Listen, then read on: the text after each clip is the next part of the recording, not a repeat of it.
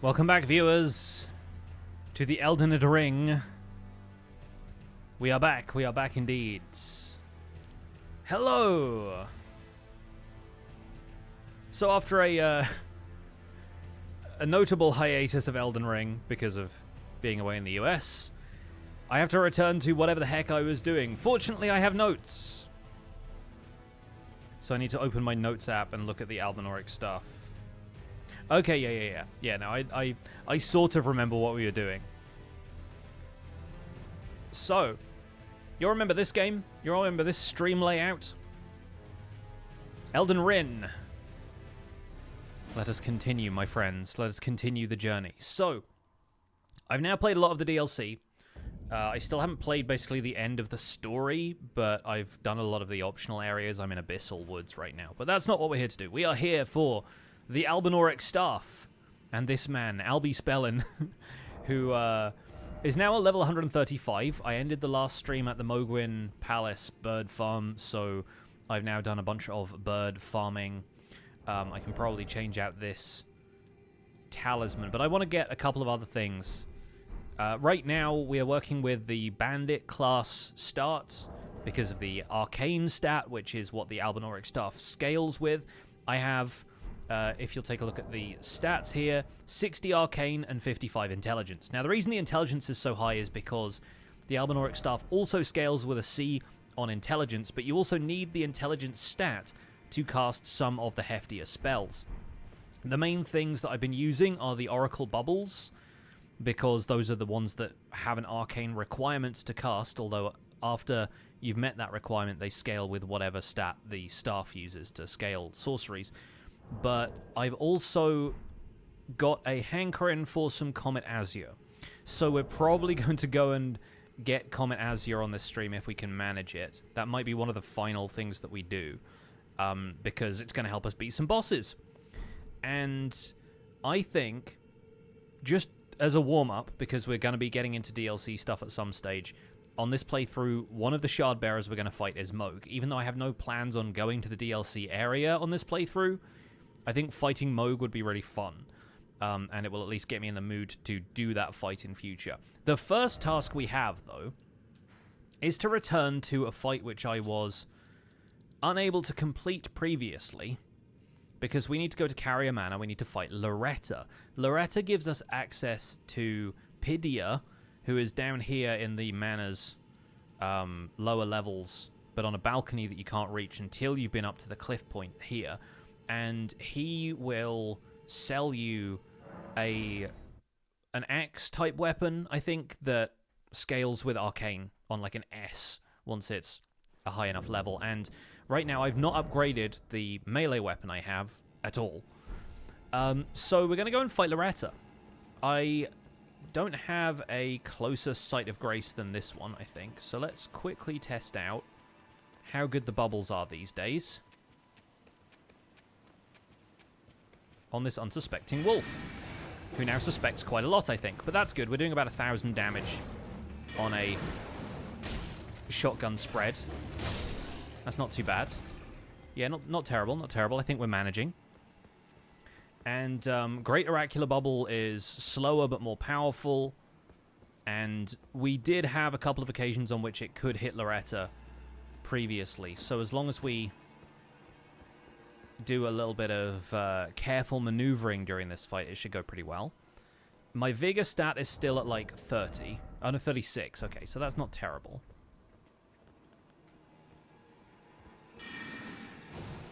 The main problem with Loretta is I think she's fairly resistant to magic, but we shouldn't need to worry too much about that.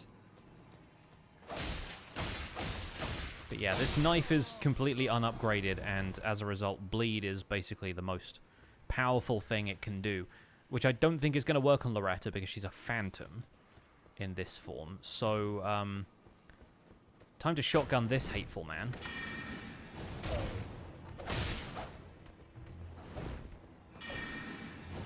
Fortunately, with the increase in my level, Page Garb, that sounds like a good outfit for Albi. With the increase in my regular level, I think has also come an increase in my physical attributes. So I think I am a slightly tankier than I was.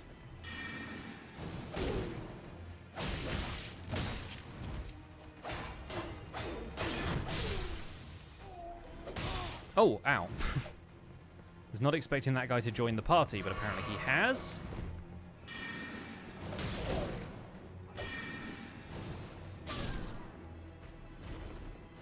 So I feel like we might need to use the Stake of Marika out here because I'm running a little low on flasks. What does my Wondrous Physic look like right now?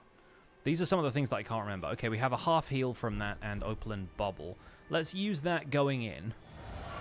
We also have Glintstone Stars and Rock Blaster, so we could return to those if necessary, but I do like the idea of fighting Loretta with the bubble since that's kind of the spell I'm trying to specialize in. And it's doing a lot more damage than it was before because of the sorcery scaling going up, so that's good. Unfortunately, the bubble also goes up.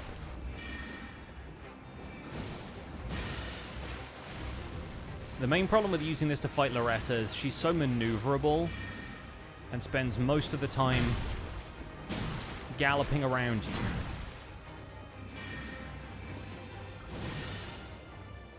So if I can get her to run towards me, then that's great. But most of the time, she's probably going to be dodging bubbles. I forget what the sequence of attacks was. I think it's this one. Yeah, and that should actually allow it to connect. If I make sure I cast a bubble after she does that jump attack. Oh, maybe not.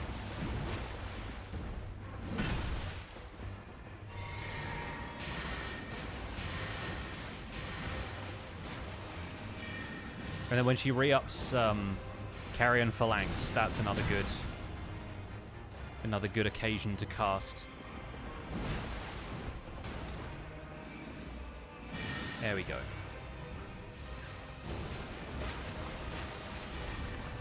Yeah, okay, we got a hit. We got a hit, nice. This is definitely possible then.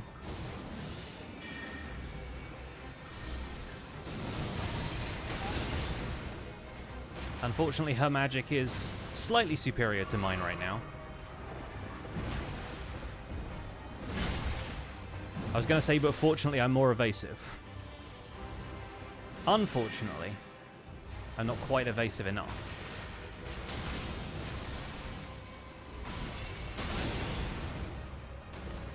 It's you and me, Loretta. You and me. There we go.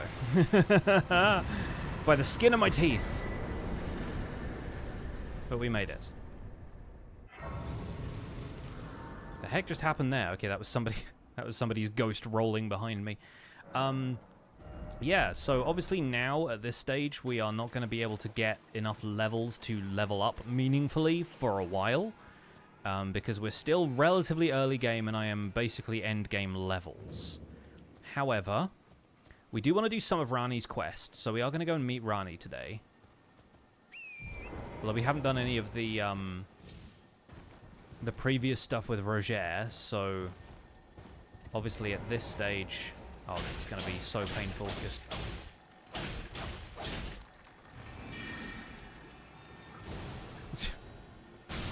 Okay, alright, the bubble caught up. Just in case we want a cold Ash of War later. Yeah, we haven't done any of the tee-up to Ranni's questline, so I think we're probably just going to be like, sure, I will enter into your service. No real reason. We're also not going to try and fight a Adula because there's no point. Wolves. I like how the wolves out here are relatively passive as well. Like, they never really seem to attack you. They're just kind of guarding the house, but they know Ranni's capable of defending herself. Alright, hit the Grace.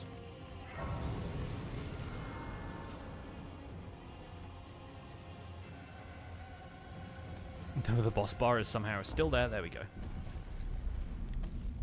So yeah, we will probably not be heading into the DLC on this playthrough, but the next playthrough we have the Ancient Meteoric Ore Greatswords to look forward to. And I know where to get that from, so we'll at least be going in for that weapon and then getting out relatively quickly, I think. Hi, Ranni. Oh, I believe it pleases Tani. I have no memory. No reason. Intriguing. Wilt thou enter into my service? Yep, I am the nice and wit easy. I might well. I see thou art a... But I require... I anticipate... Good. There is. I would have thee... I have called... Heed not that. I'm sure the... I'm pretty sure we've met Blythe already, right? Like, I have the... Yeah, I have Bloodhound's Fangs, so we've done the whole thing with Blythe. Speak thou needs. It hath been... So we'll go and talk to Blythe E.G. Celavis. And then... Did I step on that a second time? Apparently I did. Hey, Blackcloud, what's up? Welcome on in. I got your message the other day about your how your playthrough is going as well. So hopefully those have been fun streams for you if you've been streaming it. Finally picked up Elden Ring. You've been enjoying it so much so far. It's such a good game, dude. And yes, I beat Bale yesterday. So I've been catching up on stuff from the DLC, and inevitably, because I'm making and like checking up on my Elden Ring videos on the Pixel VODs channel, and I've been watching like a little bit of Elden Ring stuff from people, but trying not to watch any further than I had got to in the DLC stuff. I ended up getting a bunch of suggested videos that were basically spoilers for Bale and the final boss of the DLC, so I know sort of what's going on there. I started to put 2 and 2 together anyway, but yeah, it was kind of a shame that everyone started putting out the beating endgame boss with Rune level 1, no dodging, no parrying, like all of that stuff started popping up, like world's first this or that run of DLC final boss.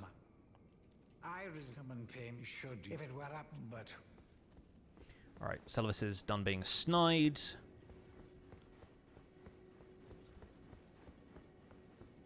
We head up here, we rest at the Grace. EG's gone, we can leave.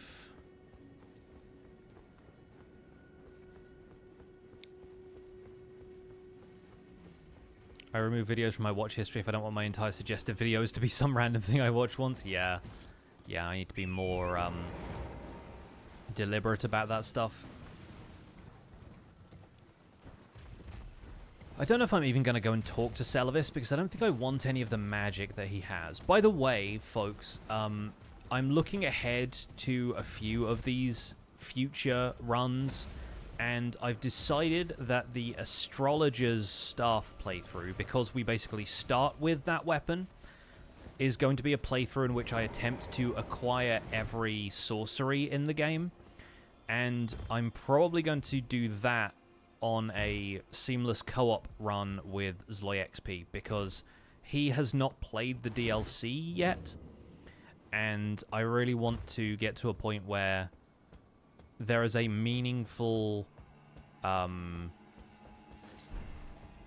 of stuff that you can do in the DLC, which would either be like acquire all of a specific type of weapon or sorcery or incantation or whatever, or acquire one of the weapons that's like beating the later bosses of the DLC, right? Like Egon's Great Bow or something like that.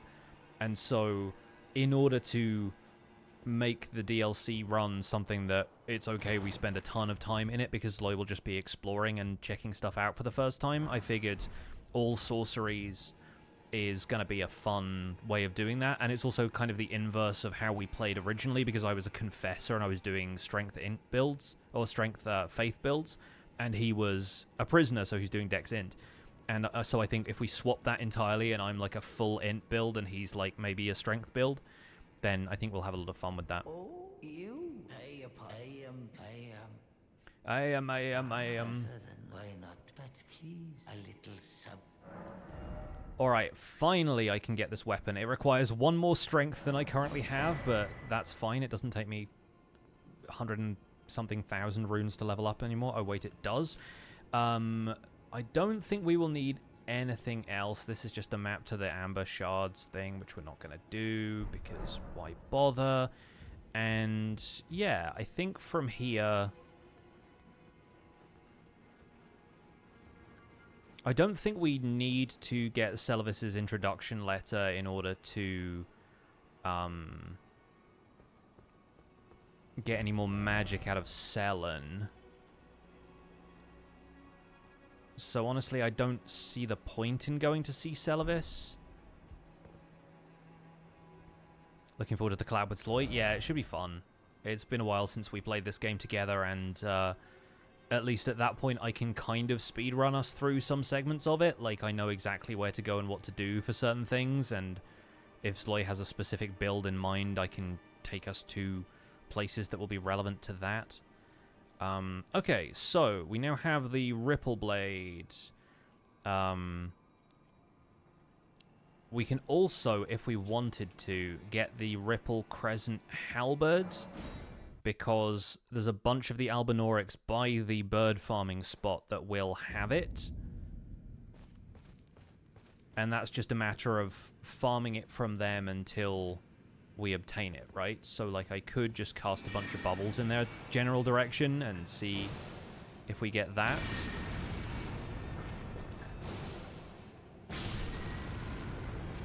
I don't think it's specifically that guy, but there's going to be one of them around here.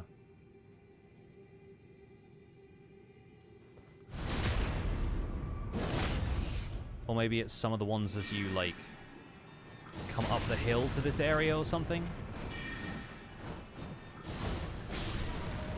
Unfortunately, I don't have the means to, like, take out a bunch of these guys right away.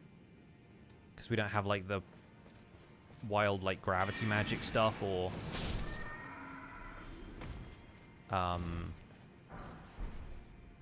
whatever the waves of gold attack is that you get from the Elden Beast Remembrance Sword. And these guys are also going to be a problem, but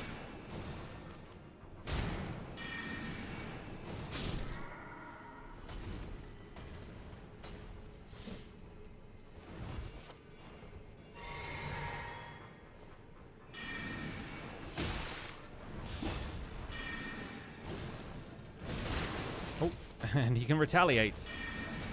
He's got bubbles of his own.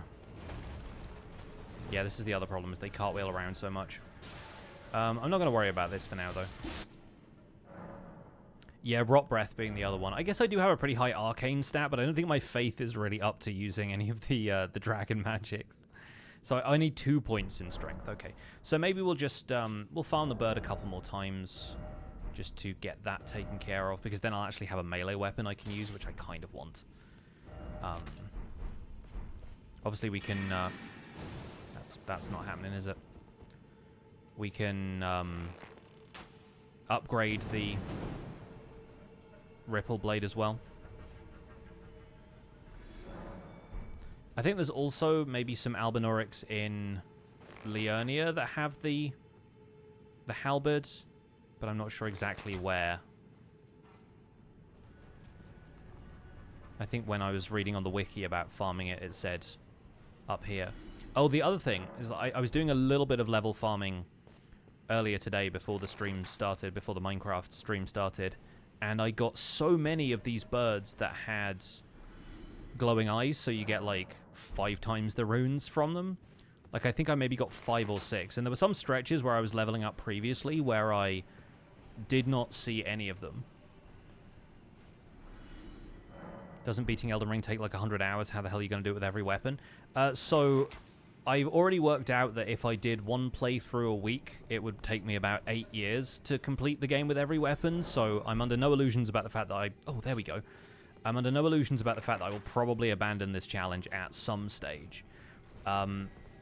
But it takes me about 20 hours-ish per playthrough, maybe a little bit more, depending on if I have any optional objectives, but I'm not playing through comprehensively, right? I'm not trying to beat every boss, I'm just trying to complete the mandatory objectives, basically, with every weapon.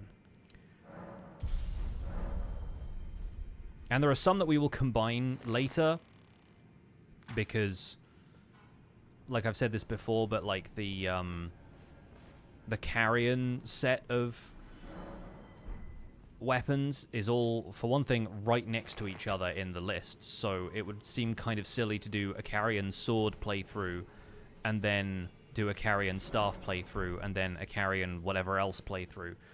There's also now a thrusting shield in the DLC, which I think I got the other day.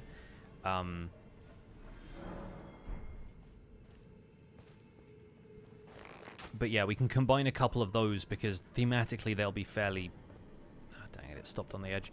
Thematically they'll be fairly similar. We can build for intelligence and it will cover basically all of them. And there was one other concession that I thought we might make soon, which is not necessarily much of a change-up, but there are 2 weapons coming up that I'm considering doing out of alphabetical order because it makes more sense.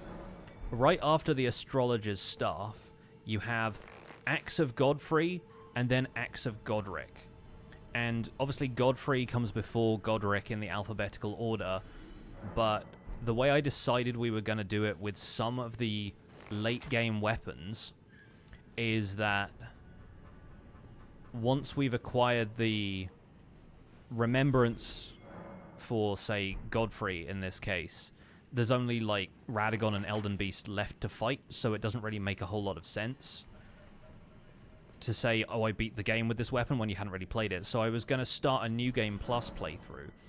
And if we start a New Game Plus playthrough with a character that's been using the Axe of Godrick, then it's already kind of spec'd out in the way that you would want it to be for Axe of Godfrey, and it sort of feels like an upgrade, because Godfrey is the better version of Godrick, I guess. Godfrey is obviously, like, related to Godrick in that way. And so it sort of makes sense to do it that way, but it would mean playing those weapons in the opposite order. Playing through with Axe of Godrick, and then starting a New Game Plus and playing with Axe of Godfrey from there. The alternative would be taking my previous character, which is what I was planning on doing, and then like respecking them to use Axe of Godrick, but my previous character would be the Astrologer's Staff one, which is going to be on a separate save file because we're using the Seamless Co-op mod for that if we're playing through in the run with Zloy with the DLC. So I figured it made sense to swap those 2 over and have the same character do Axe of Godrick and then Axe of Godfrey. That's what I think. Anyway, we now have access to this. So this is an axe-like weapon. We're obviously not going to get to the R side of the alphabet for potentially years. So I'm gonna just say we're using this as our main melee weapon from this point. Let's go to the Table of Lost Grace and see if we can upgrade it some. I assume it's a regular weapon, not a somber weapon. It does look like a bug zapper, yeah. It's got like the coils. Now those are of a challenger who's fine and well. This is the first time I've been back to Hugh since I beat a Great Rune boss, apparently. Did I beat Godfrey? I'm pretty sure I beat Godrick. Yeah. So we fought Godrick. We have the fought Faroth Dectus Medallion. We don't have the other one. So now we've got the Ripple Blade figured out. I need to get more smithing stones, but we can probably just get the thing from... Do we already have the Bell Bearing? I assume we do. Yoda Babito, thanks so much for the 4 months. Pixel one screen playing Elden Ring. Jimmy on the other on his way to beat the dragon. Yeah, Jimmy's doing like a 2-hour speedrun thing, isn't he? Something like that.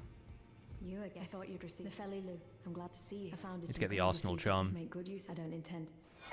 Yes, I'm going to be doing DLC weapons. The playthrough after this one is going to be for a DLC weapon, which conveniently enough is one of the ones that you get from the...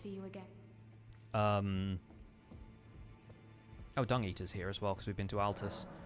It's conveniently enough one of the ones that you get from the Ruined Forges,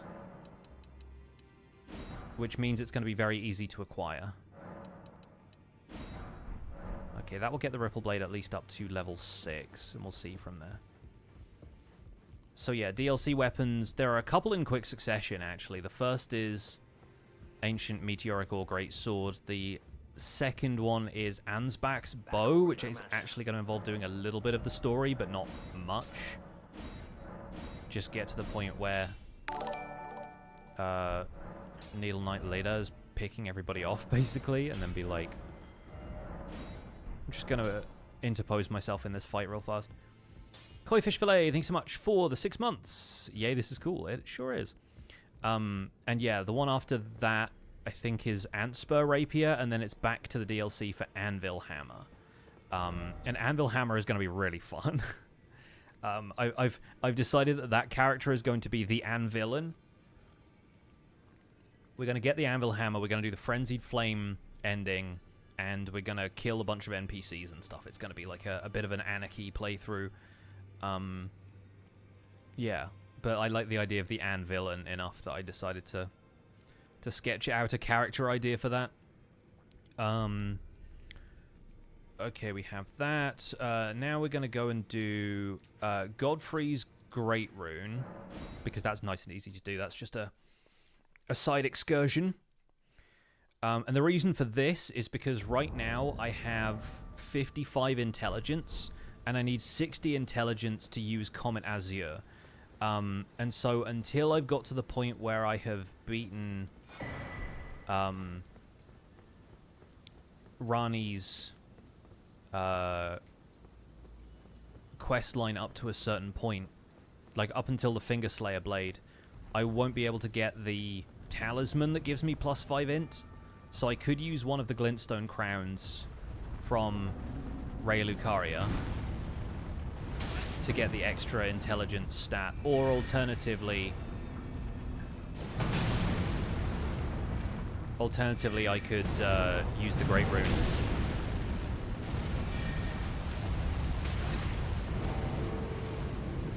This fool popped my bubble.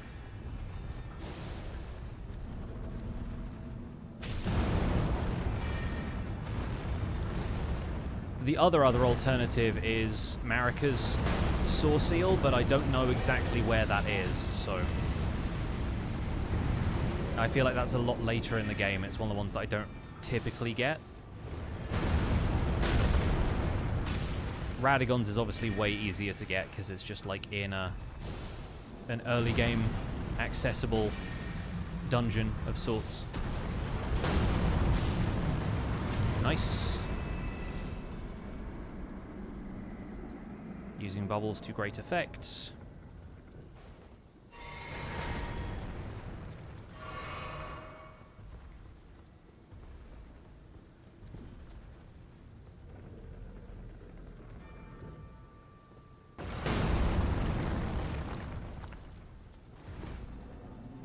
Let's see if we can send this one up towards the chest.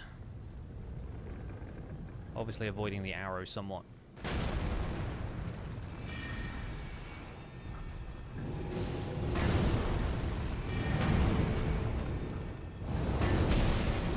Nice. I think we might have hit the wrist there as well. Nice. It's fun using the bubbles, man. It's a different strat. They're slow and steady, but they are pretty hard-hitting once they connect. You actually know where Marika's Saw Seal is? Remind me, because I know where the Scar Seal is, and I could very easily go and fight Dragonkin Soldier and grab that while I'm there, but I think the Saw Seal is in like a more annoying location.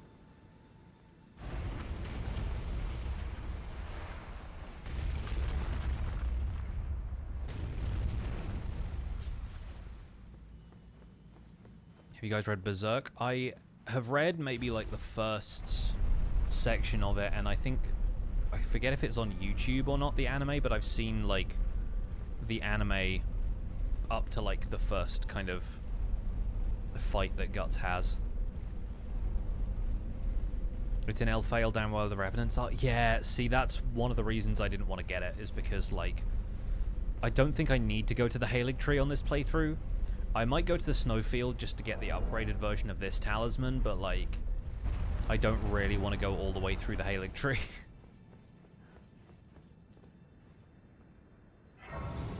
Need a Stone Sword key too? I mean, I've got plenty of those. I think I might have started with Stone Sword keys because this guy was a bandit, and I was like, oh, and he needs like a lockpick or whatever. Like, just being thematic about it, you know? Yeah, I've heard that the anime isn't as good as the manga, but it's just finding places to read it. Like, I'd have to honestly just buy it if I wanted to read it that badly. I really don't like reading manga online. Okay, so Godfrey's Great Rune active. Now the tricky part becomes staying alive so that I can use Comet Azure, but I think we should be okay. We don't really need to do a whole lot in Caelid, unless we're looking for upgrade materials. And we're on Altus Plateau already because we already did Abductor Virgins to get there. So I could go and get a couple of things. We need to do Ranni's quest, which involves fighting Radahn, if we want the Stargazer Talisman. Mostly I just want high enough intelligence to cast Comet Azure, but like, we're on the way towards Comet Azure here anyway, right? So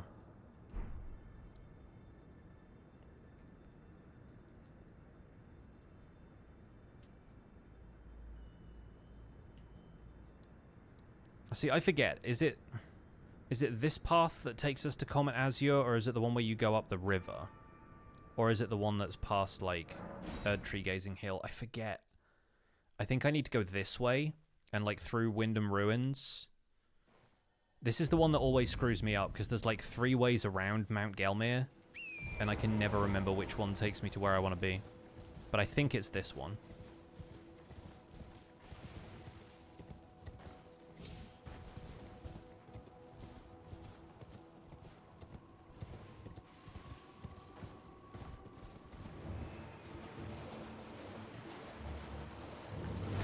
We'll fight the Tibia while we're here because, I don't know, he's fun.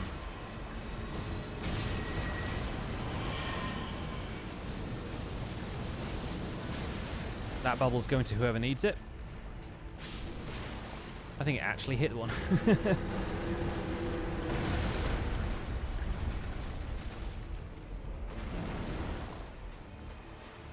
I think Oracle Bubbles up close might work better for this.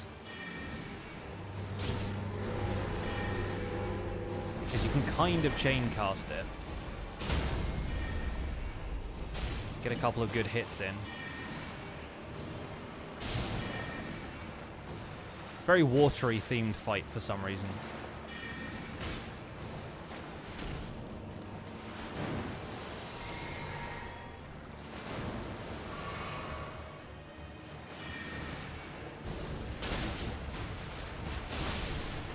Nice.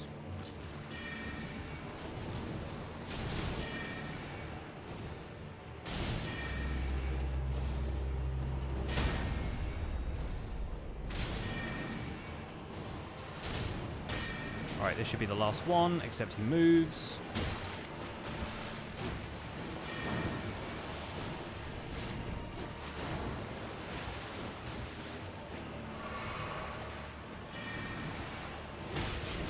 There we go.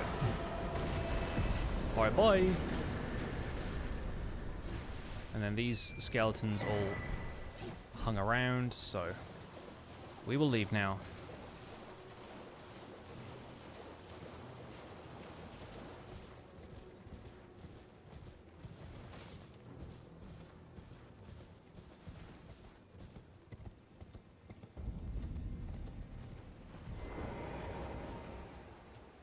So yeah, this is where we've already been, because this is Seedwater River. Oh, hang on. What was this? Oh, talk to Melina, okay. Hi Mel, what's up? The Erd Tree is close? I thought so. It takes me. I was born. My mother gave, though now, the reason. Ever thought of making a Discord? I've had a Discord in the past, and I find it difficult to justify having a Discord when I don't really have much to announce that can't already be said, like, elsewhere. It just becomes a distraction for me, and, like, ultimately it becomes a place that could effectively just be, like, a fan-run community, and I feel like those should really be up to fans to create. But if I have to figure out like moderators and like resolve arguments and stuff that happen in Discord, sometimes I just don't want to do it. Like, I feel like it's something that I should be prepared to do if I want to have like a stronger community presence online, but I already have that for a couple of other projects like the Spawn Chunks podcast, and most of the time I'm just happier without the distraction, to be quite honest.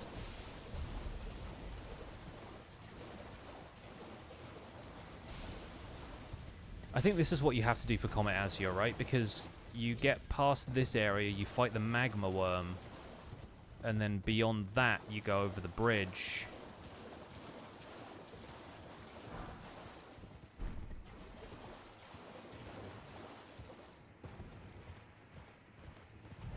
I could probably skip the Magma Wyrm fight, actually. Did it just rain dead bodies? I mean, undead bodies, but yeah.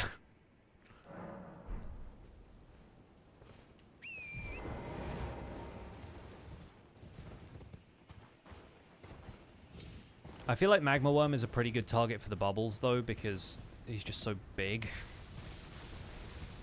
Like, that's the other fun thing about these spells, is that they're good at bulky targets that can't really dodge. So honestly, Radahn might not be a bad fight. He's quite maneuverable, but I just sort of wonder how easily we're going to be able to...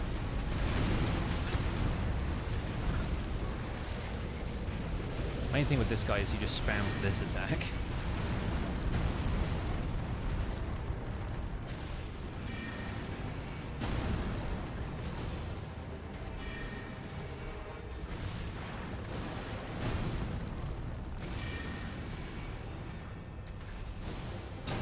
We're already doing pretty solid damage.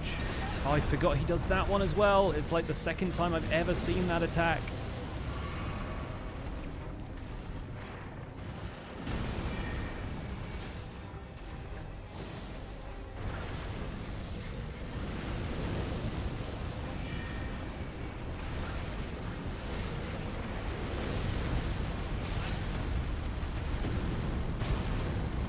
Dude. Oh, I ran into the magma already. Yep. Alright, we're skipping this. It's doable, but I don't really feel like spending the time.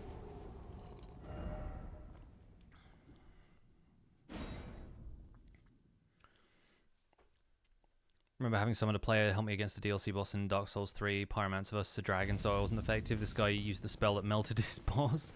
Yeah, I gather that's a common player experience in this game when you summon somebody who's an int build to help you fight Mohg, or any boss that moves slowly. Because if a boss starts by just like slowly walking towards you, you just chug your infinite FP mixed physic and just Comet Azure and he dies.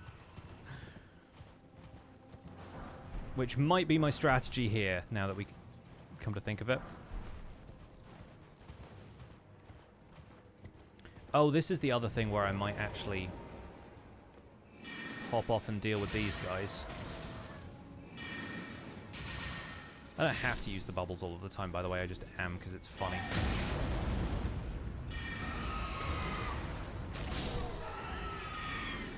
And also because they do a pretty decent amount of damage for an attack that only half hits some of the time. But yeah, I do want to get the smithing stones out of this statue. Is Torrent fireproof? Torrent is more resilient than the player is, put it that way.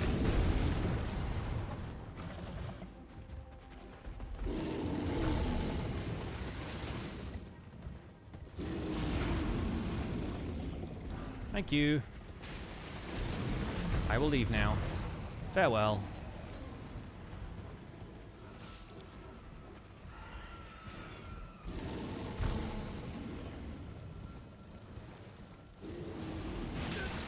Stop it. Bad bear. There we go.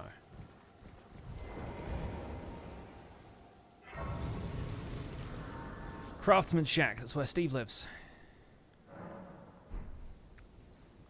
But yeah, use the horse to get around like poison swamps and stuff a lot of the time because the poison effect doesn't really affect Torrent in the same way, and he's a lot more resistant to lava. Even like walking over magma or lava or whatever does not really hurt the player that badly. It's just that you can't... This is the headless one that just like flies around here, right? Yeah. You can't really use like attacks very easily because you keep getting interrupted.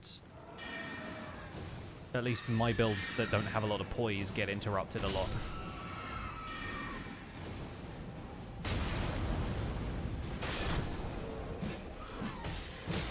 I haven't really used the Ripple Blade all that much yet, and it's still not like a great weapon, but it just needs upgrading, right?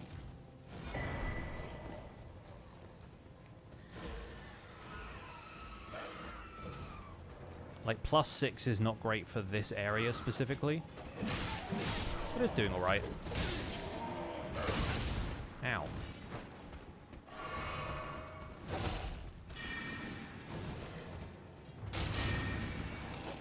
Oh, the boss fight's already started. Well, time to finish these guys off real quick.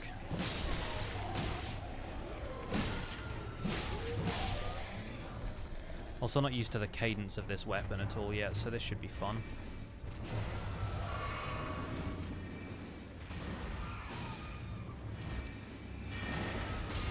It's mage versus mage, baby!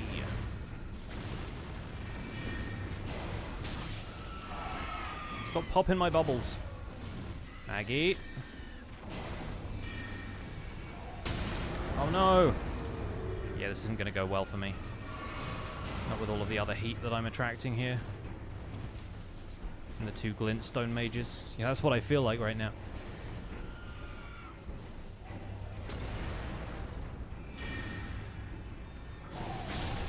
Alright, you. Sit down. Oh, we beat a group. This might actually work. I got all my health flasks back from fighting all the Demi-Humans. Alright, this guy's going to completely ignore this bubble coming at him. We're going to get behind a tree. It's going to let me target these little Demi-Humans so I can stop them swarming me like Zerglings.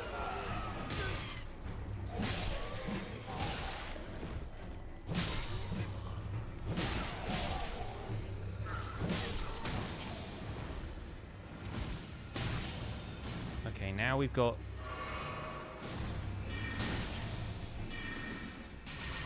Okay, that guy's probably too far away.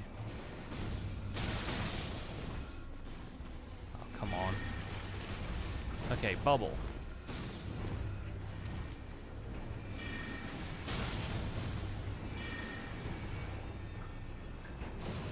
Now I should be able to think and move.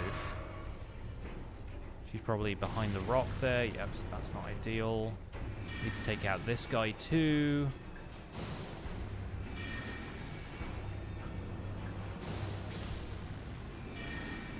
Probably that guy as well.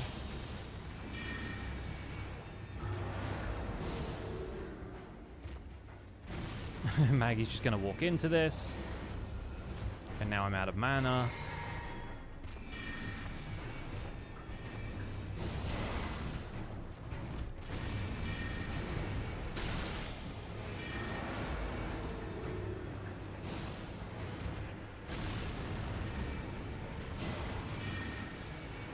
The trees here are actually pretty helpful for avoiding some of those attacks. Not targeting though, unfortunately, but I just about recovered that one.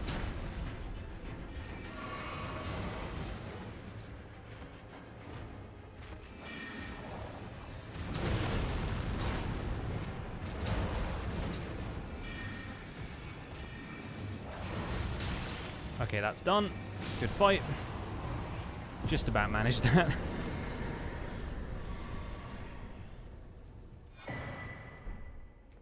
And now we have another memory stone, which is great because we're about to get the most memory intensive spell. But there is Master Azure. A StarCraft reference, yes, I know. I used to play StarCraft back in the day. Not competitively, I played like the campaign and stuff, but It was a fun game.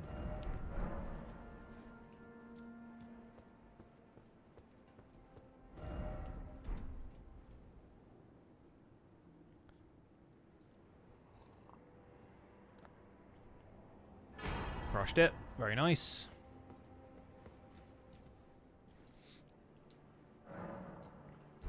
Okay, so now we can do more of Sellen's quest because we've been to see Azure.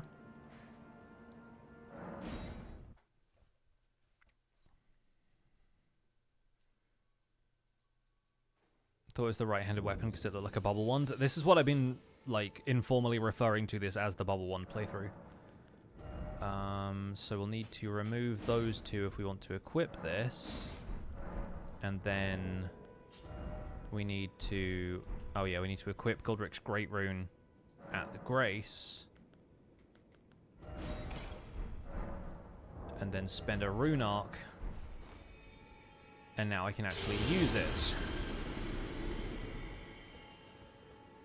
There you are. Shall we commence? What's this sorcery, my apprentice? Ah, master is your you make us both. We can speak more.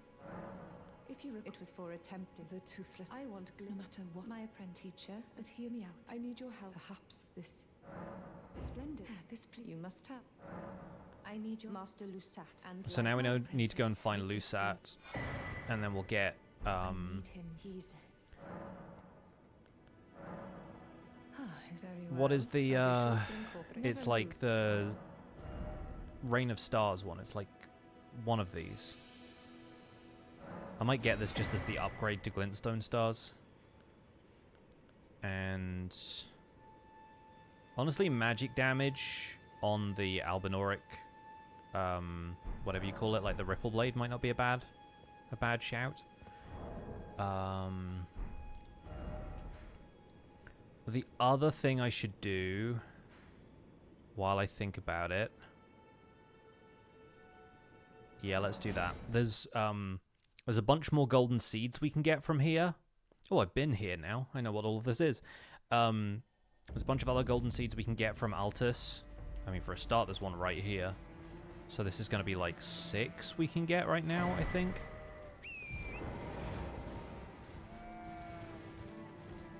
But then, on the other side of the Lanedale Gate, there is...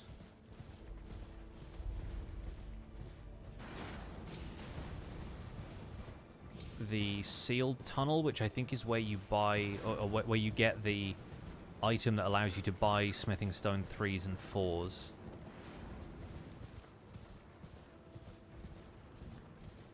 And then the next one is in Mountain Tops, and the last one is for beating Godskin Duo, so we won't see those for a while. Oh wait, I already got this one. I figure I must have gone along that road in order to get to whatever the ruins is where you fight Magnus the Beast Claw.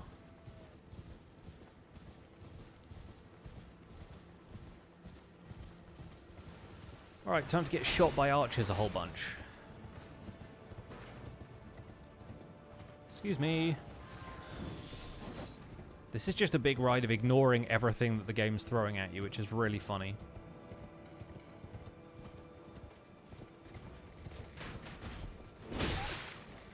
Well, got hit by a guy on the ground more easily than we got hit by the ranged attackers there. That's pretty funny. A man with a sword on foot.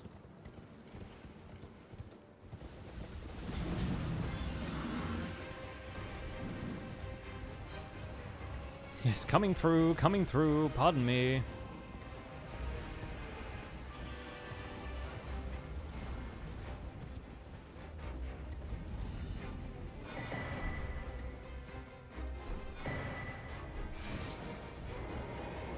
Bye, lads.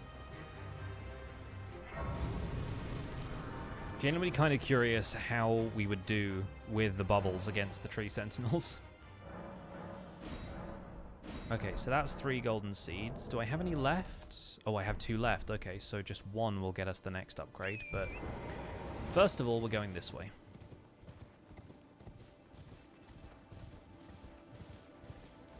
Now also kind of wondering how well the bubble is going to do against the gargoyles.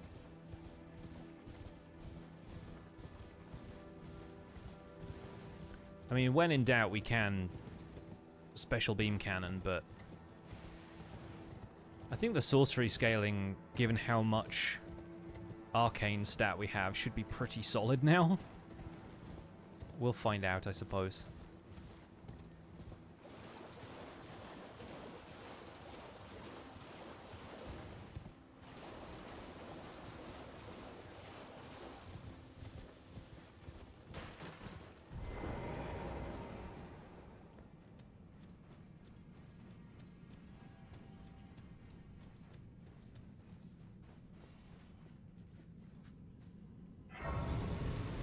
I'm pretty sure there are also some higher level smithing stones that you can just find in here.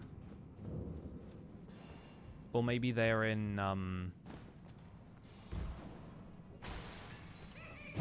of those statues again, because there's an abductor virgin that you get to run into a statue somewhere down here, but like, this is what we want. And now I can leave, except I can't yet because I have to get out of the tunnel first. What do we have for these? Got a couple of 5s and a couple of 6s. Maybe it's worth doing, because this still needs upgrading past 14.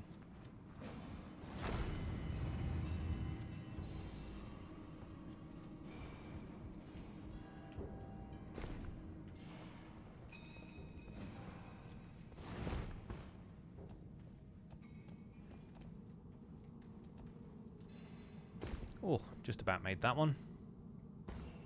The trick here is not to roll down the elevator shaft. There we go. Haha! This is like the very esoteric dungeon full of hidden walls and whatnot. And our trick here is to get rid of these guys.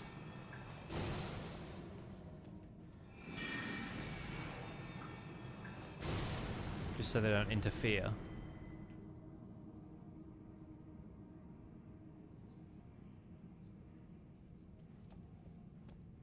So that just stopped right there in front of him. Wait for it, wait for it. Good. Good. And there's a guy right here. And this guy.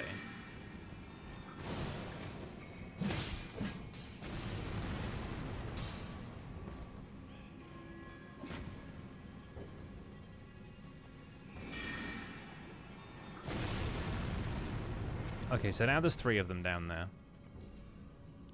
How do we feel about this? Pretty good, actually.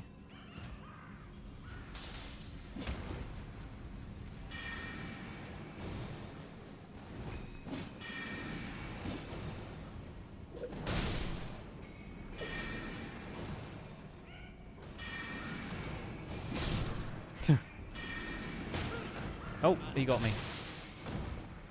Cut my throat, so he did.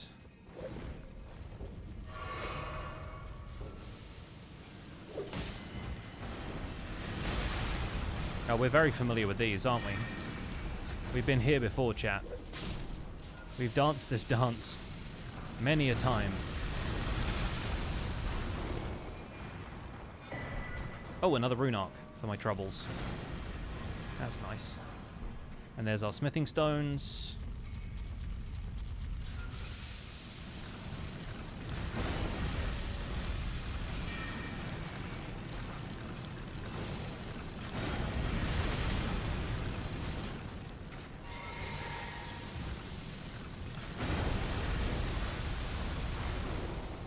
Drink this drink.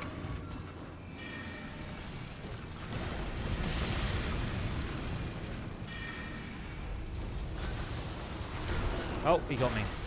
Well, now I know that I can spam roll, and it might actually let me out without dying. There we go. I'm mostly just trying not to lose my rune arc here. And that will do. Just about survived that encounter. No worries.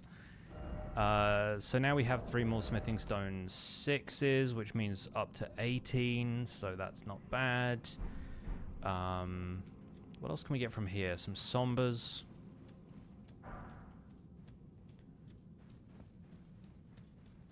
Right. Yeah, I forget where the best place is to get smithing stone 5s. I think we're just going to grab those sort of as we go through some of these areas.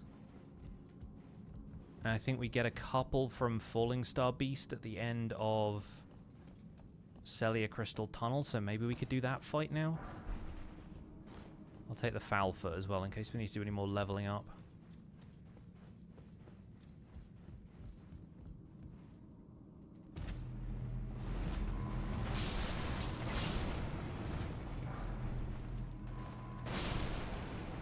The amount of, like, troll items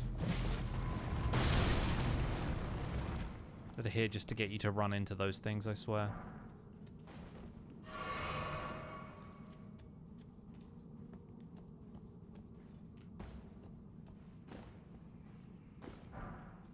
There's a smithing stone 5. Alright, we got one more. I forget what this guy has, but I don't think it's worth it. Nah. This used to be the one of the better weapons to apply grease to, but apparently they really nerfed the effect that the grease can have in one of the recent patches, which is kind of frustrating a lot of people on the wiki when I was looking up whether or not I should use this weapon.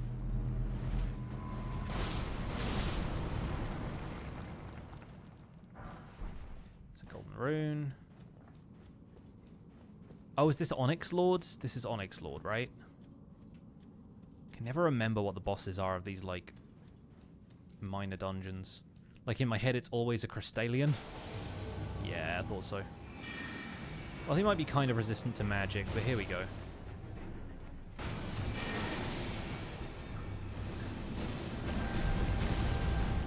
Not too bad. He's got magic of his own, though. Yep.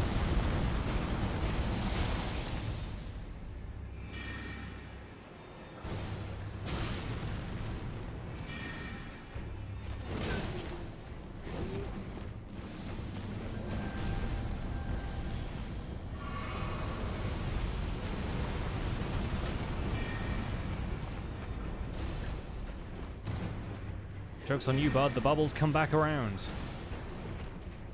Although, kind of slowly, it turns out.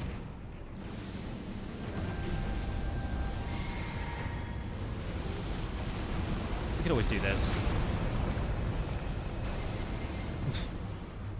Although, also not very successfully.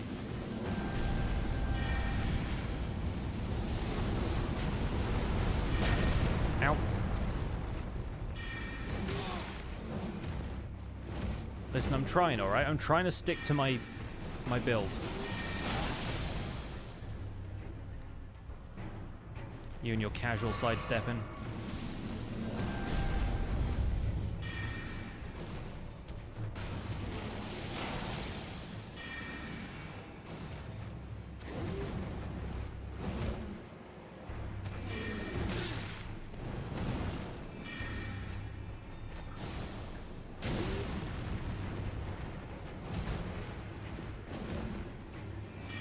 Okay, so single, like a one-tap cast instead of a charged is going to work better in terms of duration. That's good to know. Hey, what up, Jones? Oh, you headed off. All right, no worries. Have a good one.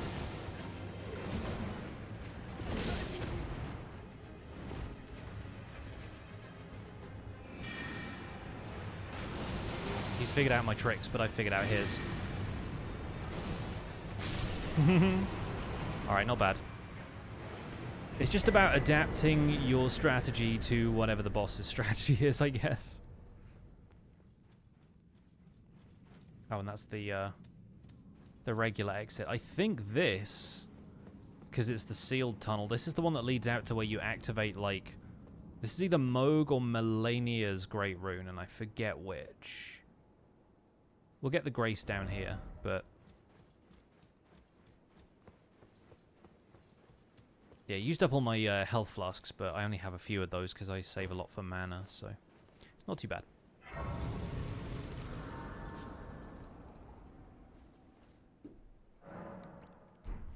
West Altus, yeah.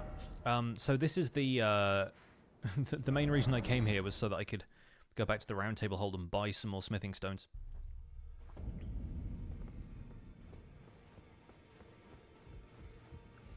You're eating a loop-the-loop. Isn't that a plane maneuver?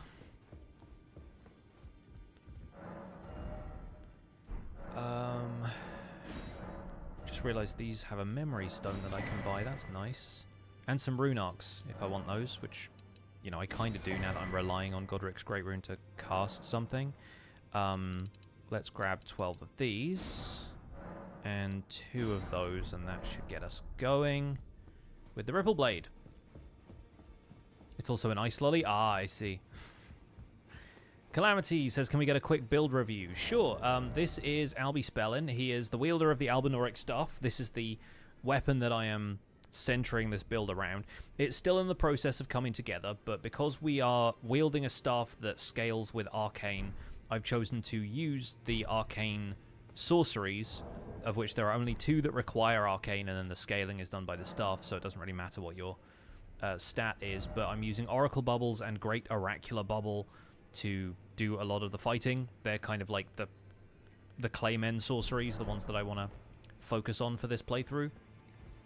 But then I'm getting a few other sorceries as well because they're good for certain situations. Oh, divinity have mercy. I didn't know what we're doing might just lay out here. And then the Ripple Blade is also a really good arcane scaling weapon. Like, it's already scaling with an S in arcane when it's barely upgraded. So we need some more smithing stone 5s, but that's pretty good so far. Aside from that, he's just a starter bandit. We have the Graven School Talisman for a few more sorceries, and we have the Gold Scarab because I'm harvesting runes currently. I'm probably going to replace that with something else that helps sorceries because our next stop is Raya Lucaria. And I'm going here mainly for Radagon Icon. I guess if we've done Schoolhouse Classroom, but we don't have Study Hall, or not Study Hall, Debate Parlor, which is usually like right next door, it's like here, then that means I haven't beat Red Wolf yet, and that makes sense because I was pretty low level. Oh, the guy's already walked past while I was explaining that. Okay, well. Now my weapon is good enough to actually do stuff in here.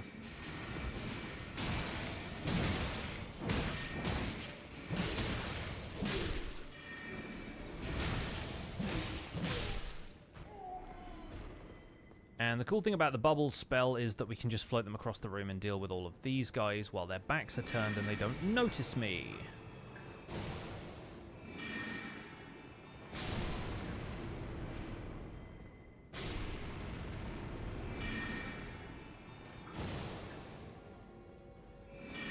Already got to curve it around to hit this guy over here, but then the pot's going to wake up.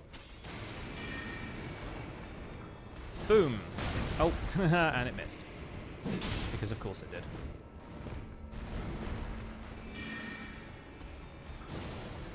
I guess the pot has, like, iframes while it's jumping through the air. Good to know.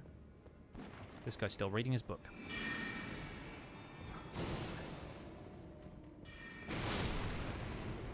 Cool. So we already got the Graven School Talisman from behind there.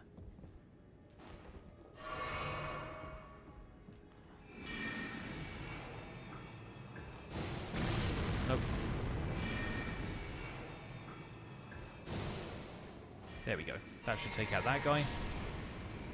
And then I just have this guy on the stairs to deal with.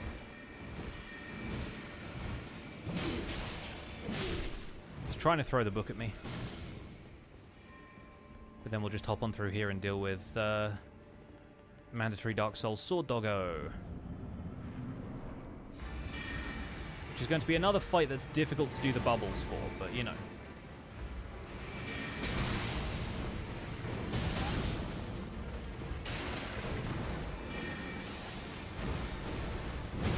He seems to have gotten stuck in a wall, so cool, I guess. Bit more maneuverable, though, this guy. Kind of his whole deal, actually.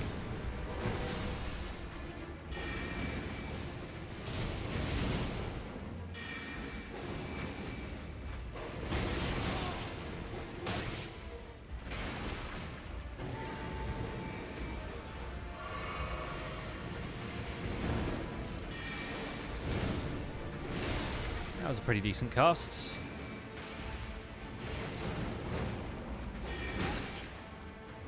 Stay on his flanks. Easier said than done.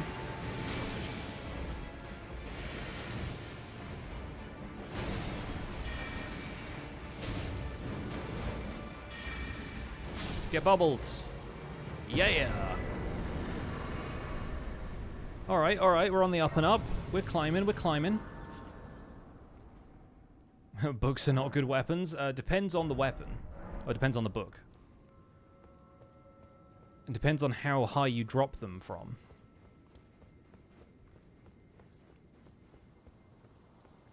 I remember my dad once having to deal with a wasp's nest that had gotten started in the extractor fan pipe from their shower back in the old house that my parents used to live in, basically my childhood home. And first of all, he kind of smoked them out and apparently dispatched them with a copy of West Country Walks, which I thought was quite funny. Funny enough that I remembered it years later. Now you're talking. So that shortens spell casting time, which is something that is normally made up for by dexterity. I've not put a great deal of points into dexterity. I have 20 in dex right now, where obviously my focus stats are intelligence and arcane. In fact, I think I only have 16 in dexterity because that's what the bandit starts with, maybe. But I'm getting +5 to all of my stats from Godrick's Great Rune, so...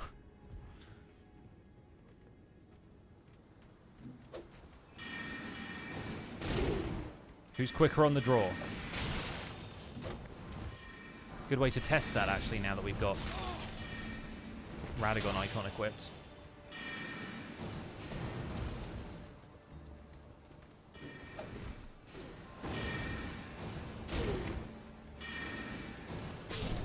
Yeah, pretty essential to have a slower casting time when or to have a faster casting time when the casting time naturally on the bubble spells is really slow. So hopefully that will give us the edge in some upcoming conflicts. And in the meantime, that's basically all I wanted from Raya Lucaria for right now. Obviously, we'll have to come back here if we want to do more of Sellen's quest. But yeah, outside of that... We'll need to come back here to see Yura.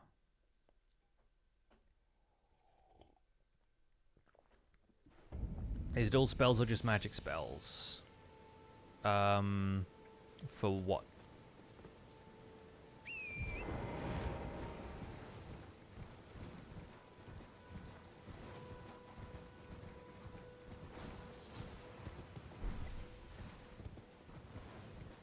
The casting time on the amulet?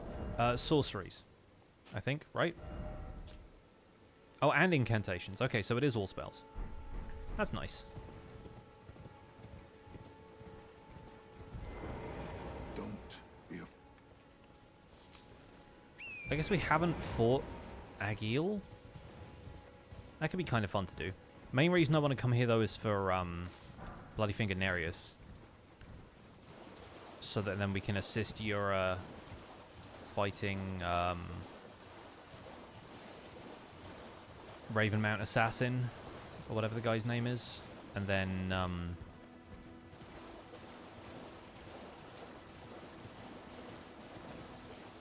Eleonora probably after that. Because then we can fight Mohg without worrying about getting blood cursed.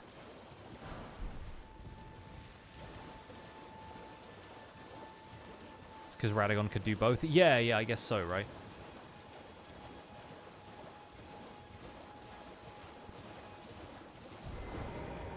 Here we go. Time to get invaded. Honestly, the bubbles are probably going to make this kind of fun. Because I doubt he'll roll through them.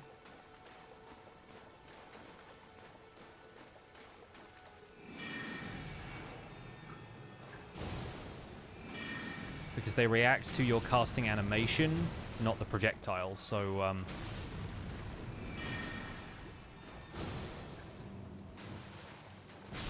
Yeah, pretty good. Sorry, Yura, you're not needed. I've taken care of it. The end is nigh. For you. And your cessblood. Hey, Pixley, what's up? Welcome in.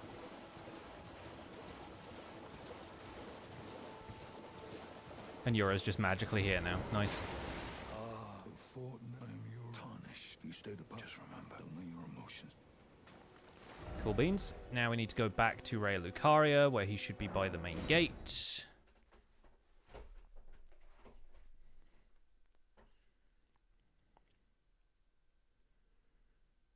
I don't think I've been there yet in the DLC. But I think that might be the area that I'm headed through now with Abyssal Woods.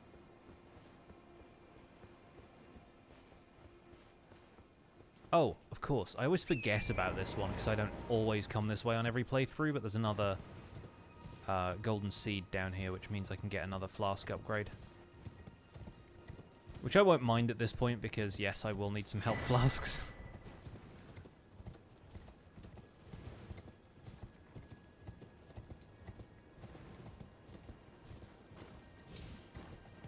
I'm kind of curious how the bubble magic is going to work against this guy because he moves around a lot, but we'll find out. Might just get in with the blade and start swinging.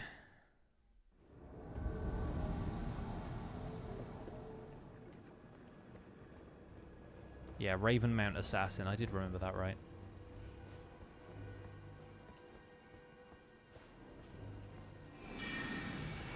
Yeah, they're just rolling around each other like this, look. Okay, it is hitting. Nice. Very good. I guess I am super high level for this area, but still. Two-shotting him is pretty funny. I get a rune arc for that as well. How's this playthrough going? Haven't been able to make it for a few days. Well, I've been off for 3 weeks, so this playthrough is resuming after a hiatus of a couple of weeks. But yeah, it's gone quite well so far. I was theory crafting a few things that I needed to do next, so Here's a token of that. we get another smithing stone 5. That's really good, because I think we need 6 of those for our next upgrades to the staff, yeah, to make it plus 15. And then we've got enough to get to plus 17. And from there we will see. But now we can complete Yura's quests, get the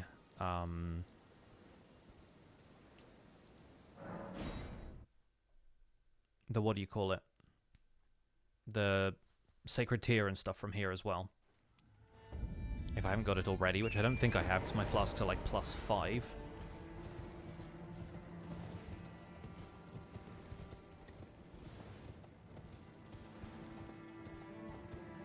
Totally didn't clue in that me being away from the spawn chunks means no streams. Yeah, I've been in California for 3 weeks. It was originally only going to be 2, but then unfortunately my partner got COVID from the flight, so we had to isolate and we extended our trip for an extra week so we could spend more time with family. But they're fine now, so no worries there. Aroa fruit. So yeah, to finish up Eleonora and Yura's quest, unless you consider Yura's quest also part of the whole Shibriri situation, we just got to come into this church, get invaded, do the thing.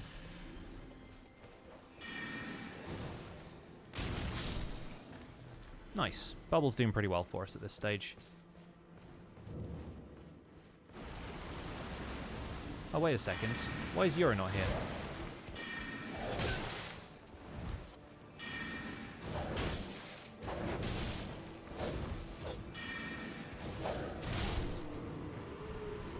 Dealt with in quite a satisfactory way.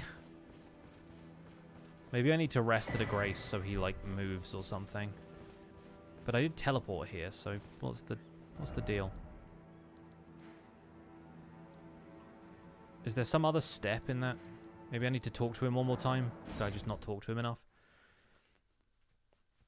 Yeah, I just got to Abyssal Woods. I'm playing a melee only build, which means I have not done a great deal of parrying. So I'm learning about parrying the dudes who are walking around over there. Yeah, he's still here. I just need to talk to him some more. That bloody thing. Here's a token. I may not have. I'm dying. Yes, she is the dead in spite. If she comes, there is no shit. Be on your way. Perhaps sweet. Okay, now that should be fine. So let's do that little ride again.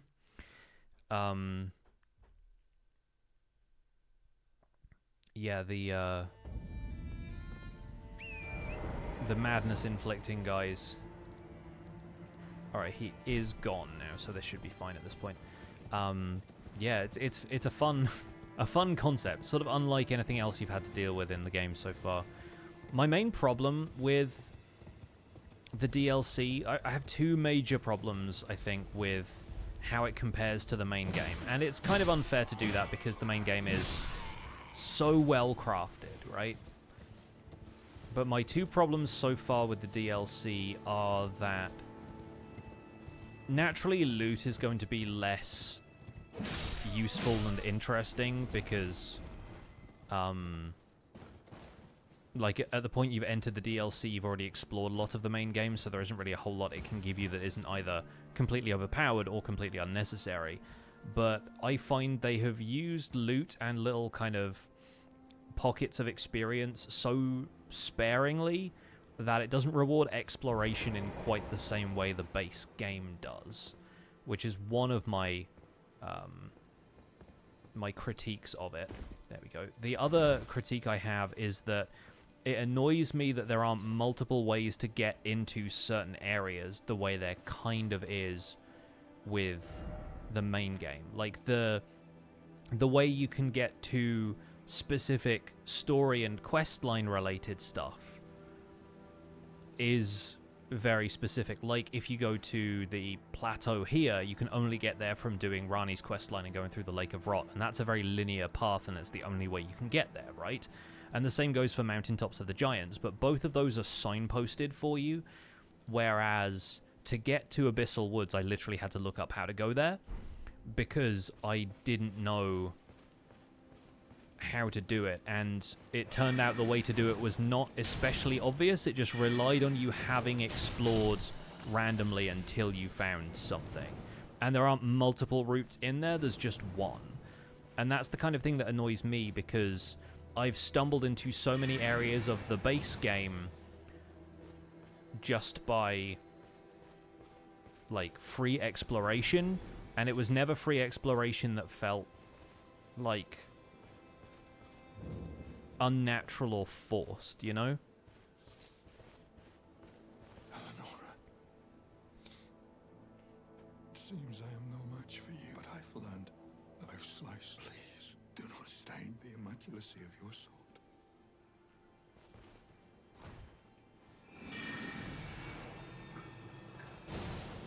Okay, she's not here yet. I bubbled prematurely.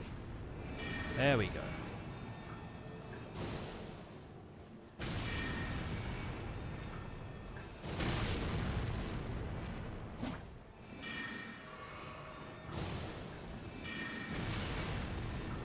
That one got her even though it impacted on the pillar, which is pretty good.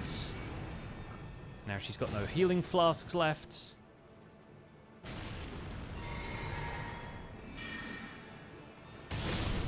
Nice. The quick casting time actually saved me a bit there, I think. Cool, now we have the Purifying Crystal tier. We have Yura's Nagakiba. And now we should be okay to fight Mohg, I think. So this will be the first time I've fought Mohg on any of these streams. I've fought him a few times now already. Obviously, since we are exploring the DLC. In terms of flask charges, I think we should be okay. Oh, the other thing, before we do the Mohg fight, sorry. I should probably go and get the thingy from this. You know the one. The one crystal tier. In which case... Do I have... I don't really have a, I have a Site of Grace in Volcano Manor anymore, do I?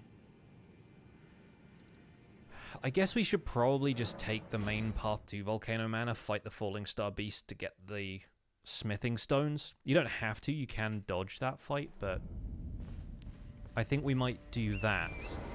Get into Volcano Manor the conventional way, and then go and fight the tree spirit to get the flask upgrade. Because I want the one that gives you infinite mana. It's just so... Like, it's absolutely essential for pairing with Comet Azure, so I'm like, why would I not do that? Oh, there's also this guy with the Battle Mage outfit. That's another fun one. Wait, do you start down? You do start down there, don't you? I'm being silly.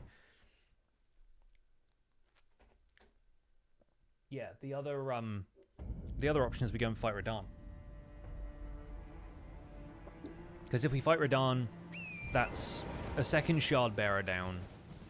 We get the Talisman Pouch. We get the Talisman that gives you +5, so I don't have to rely on the Great Rune for the Intelligence anymore. There's a couple of other bits and pieces that you could get from doing Worshipper's Woods.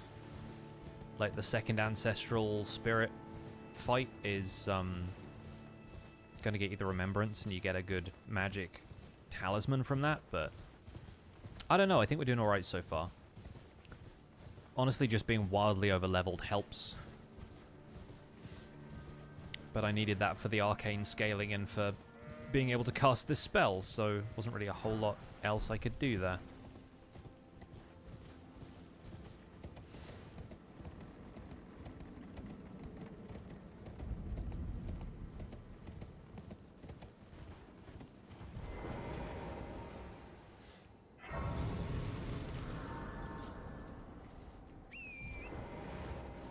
This Fallingstar Beast boss has that one laser attack, and I now have Comet Azure, so we can have a laser battle.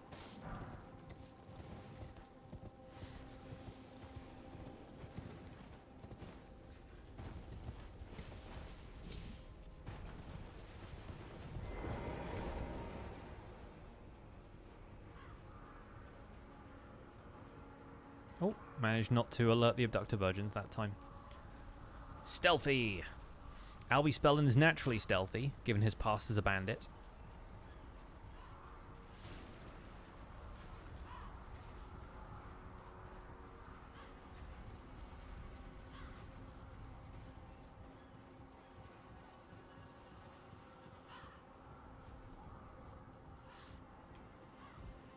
Okay.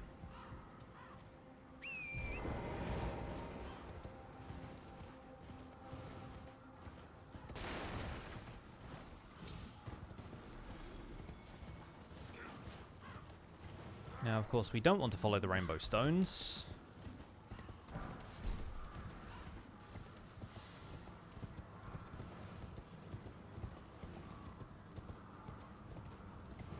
Do we want to fight the grafted scion? I think we basically have to, don't we?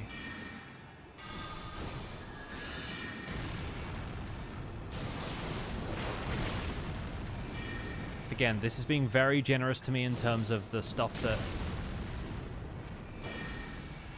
the bubble hits because it's scenery and it still deals damage.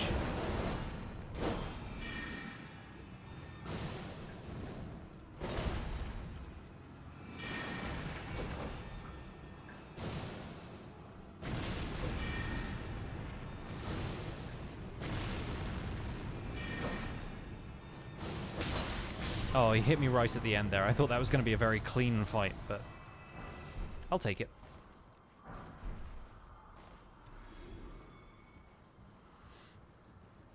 Hey, Ender Knight, what's up? Welcome in.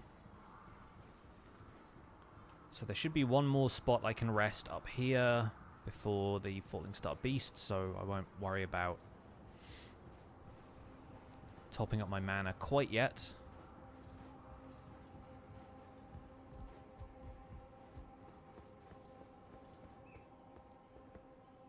puppets, they besiege us.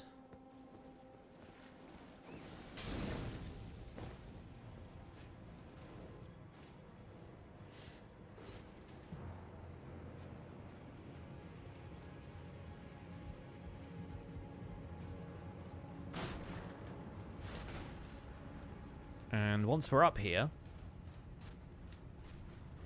we just got one big guy to fight. Hello? I heard something running after me, but I did not think it was going to be that guy.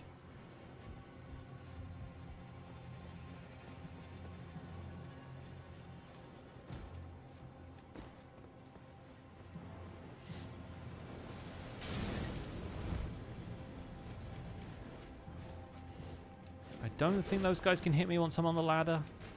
They can't really fly. I was wrong. I was wrong about this.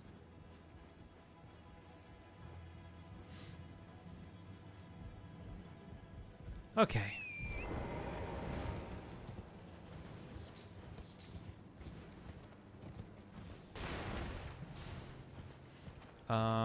It's not this way, is it? No, that's Volcano Cave.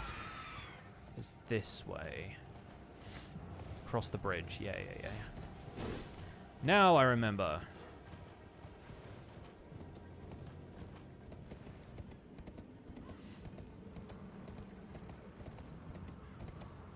Yeah, famous last words, I know.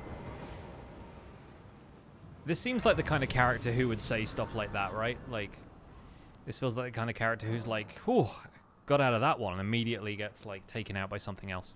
Excuse me 1 second while I blow my nose.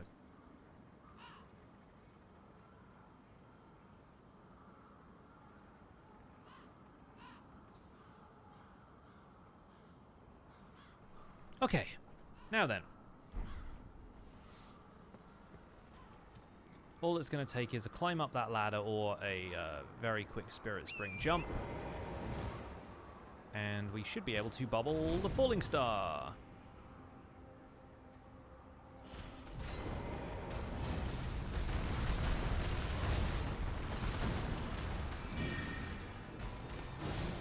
Which in theory should be easy because it's going to come right at me.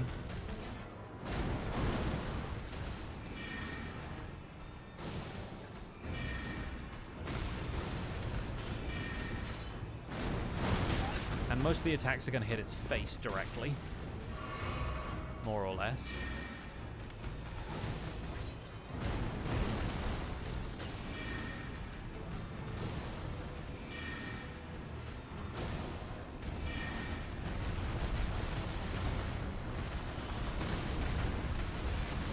It's just going to run around bumping into the bubbles that I've left for it as traps. Which I'm totally not going to complain about. And now it's a fire and it's laser! Oh wait, no it's not. Well, it's getting prepared to fire its laser.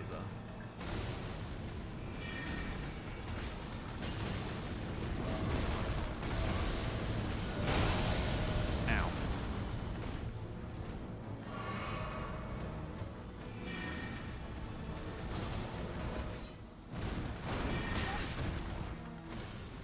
Okay, nice.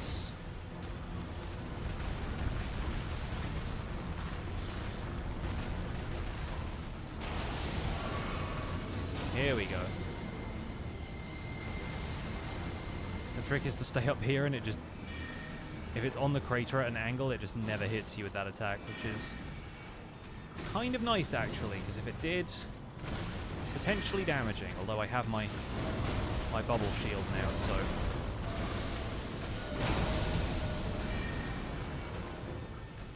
That merits a big bubble. And this should be the last one. Oh, not quite.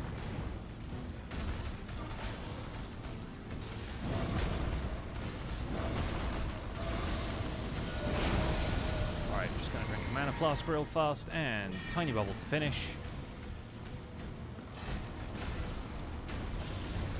Maybe not.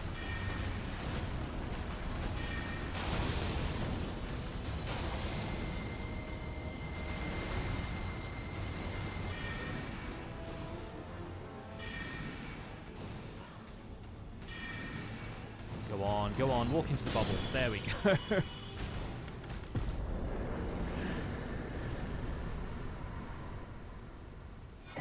Love it. We've got a bunch more smithing stone 6s. That's going to be good for the near future.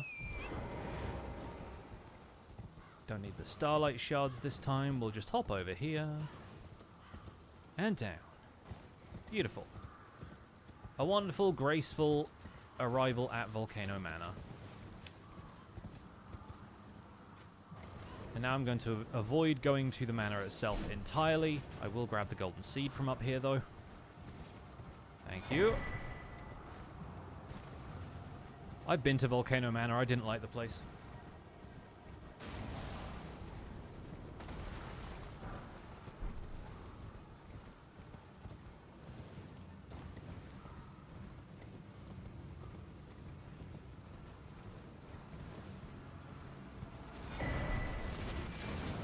We are once again going to run away from finger creepers. Oh, speaking of finger creepers, there's a boss in the DLC. I fought it last night and I was like, what is this, dude? If you played the DLC, you know the one. I don't want to spoil anything, but like, oh man.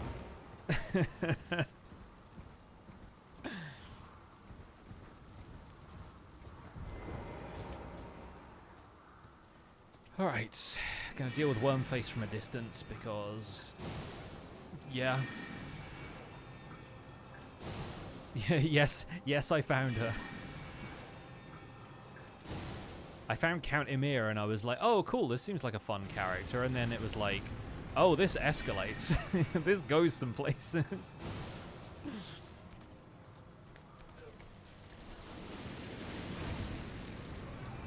Okay, this thing's not going to go down quite as easy as I'd hoped, but...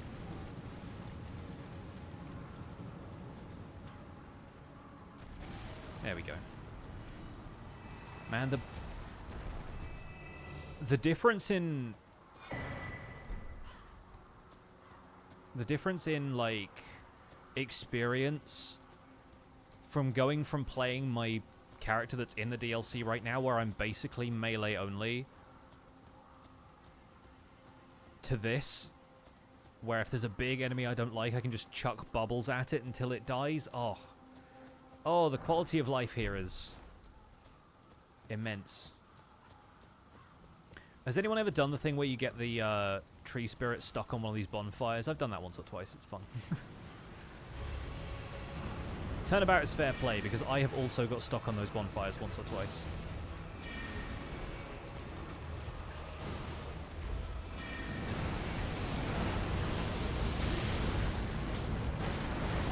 Okay, so that went pretty well as an opener.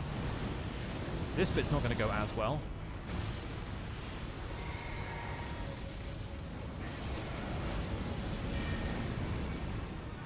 I think I really need to take the foul foot off of my... Oh, wow, okay. I'll take it. I'll take it.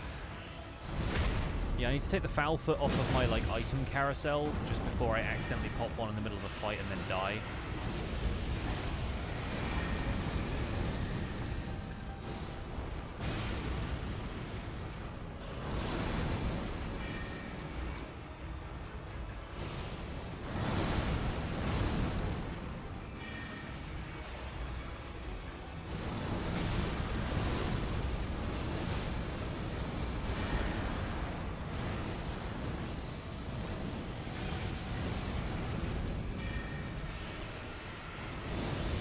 So clean, dude. So clean. Incredible.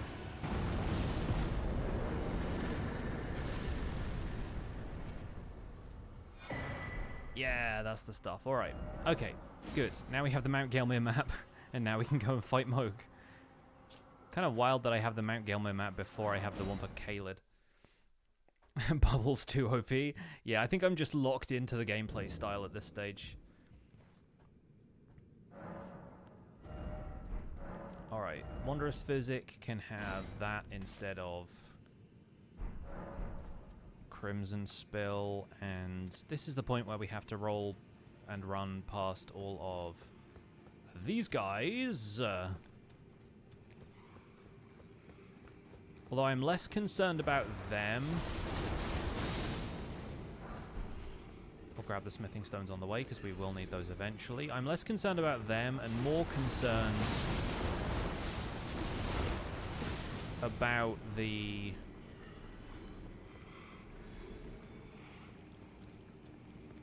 Not even concerned about that. I'm more concerned about the Blood Priest guys in this tunnel.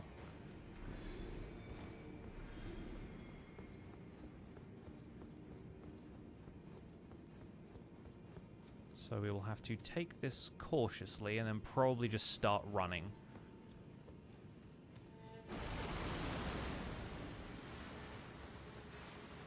This is some hefty runes, which is nice, because we will still need to level up at some stage. There's also, I think, some very useful Grave Glovewort, or Ghost Glovewort, in case we want to pop the Mimic tier at some stage. And also, I believe there's an Ancient Dragon Smithing Stone. Or maybe it's a somber one, I forget which. But I think both of them are here in Mohg Palace. Okay, I'm going to pop the Lord's Rune now, because that will get me over the line to level up, and then I don't feel bad if I lose my runes to Mohg.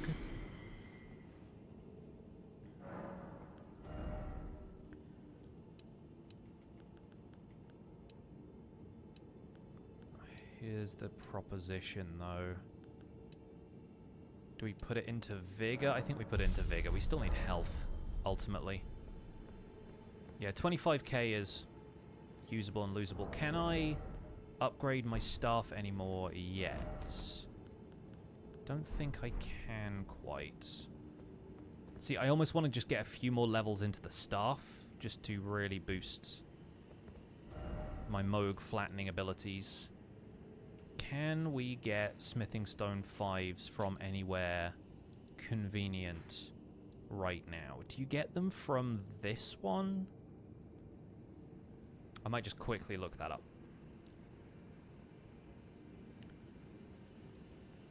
Just bear with me.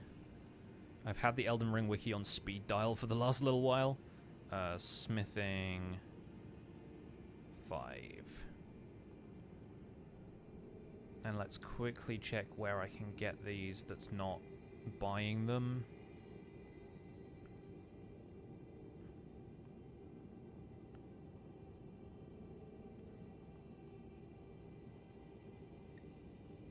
Oh, there's one in Lucaria, that's funny. Not anywhere I've been quite yet.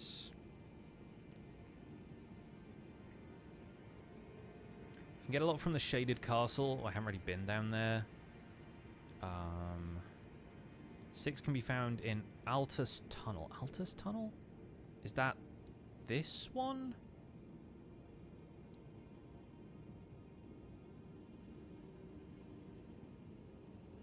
There's a dragon. You can get the ones from Sellia Crystal Tunnel, but I think I already have all of those. You can get some from Redmane. There's Altus Tunnel and Old Altus Tunnel, so, like, yeah, I think we can get Smithing Stone 5s from up here. Which means another worm face encounter, although only a brief one.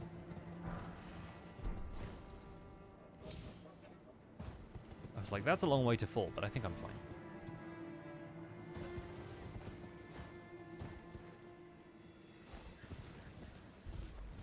Yeah, the guys in Abyssal Woods, I've decided, are the new worm faces, in that I do not want anything to do with them.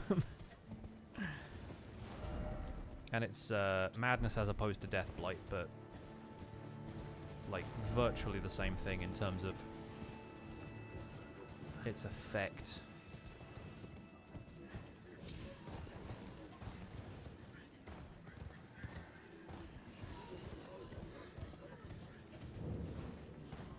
Sure, woodfolk, yeah. I believe you.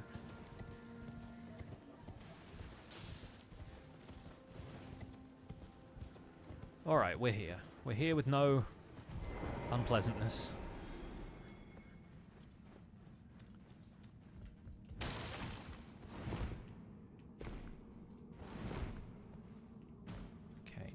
much else going on here.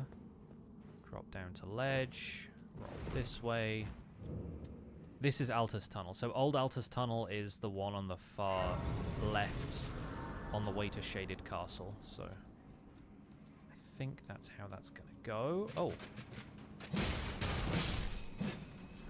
Puppets. Does this axe not do strike damage? Is it like swinging, slashing, bludgeoning? What's the standard? Okay, great. Thanks. Bog standard axe you got here.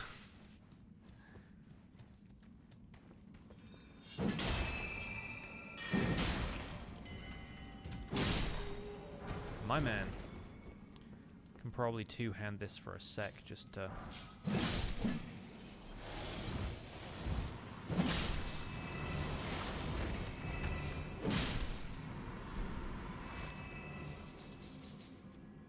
And nothing up there.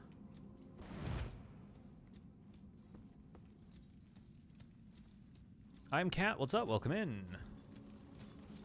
Thanks for stopping in. I see you're already familiar with a couple of our other regulars. I'm sure any friend of those is a friend of mine. So welcome on in.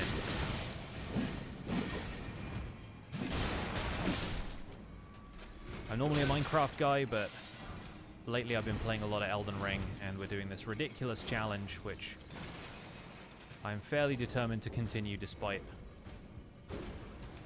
hype for the DLC dying down somewhat. But our goal here is to complete Elden Ring with as many weapons as we can in alphabetical order. And along the way, we might actually get good at the game. But if we don't, at least we're going to explore a few new gameplay styles and have a fun time doing it.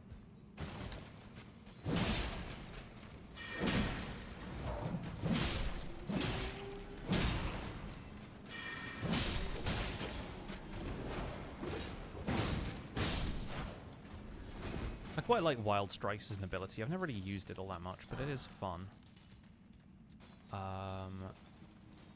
Is that all we need from here? I mean, we've got enough smithing stones. I'm like, maybe we can grab a couple more. We don't want the guy, the stuff that guy's working on. What's at the end of this place? I'm like, what's the boss in here?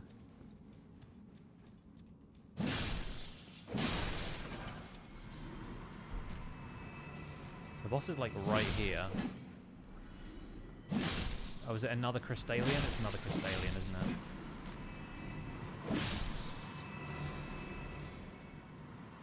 You know what? We might as well. We might as well.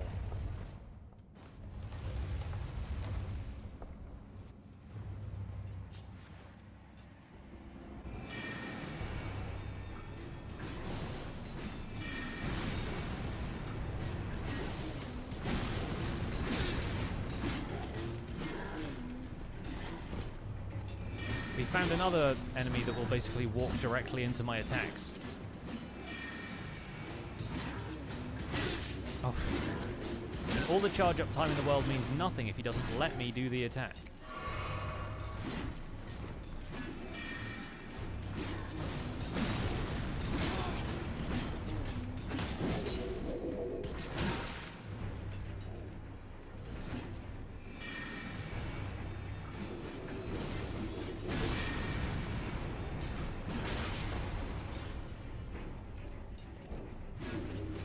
I fought with just like a dagger at one point, I think.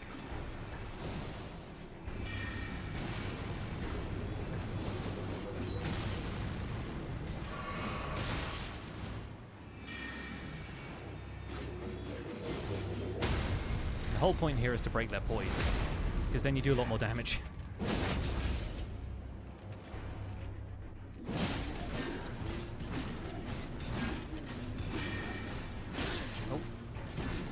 See that one working out for me.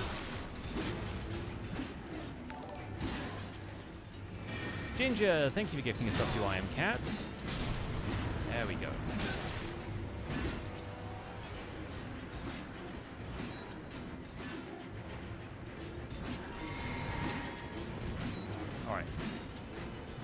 Put a little bit of distance in here. Okay, cool. It actually saves the amount of poise damage that you do. Or it doesn't take them as long to recover from.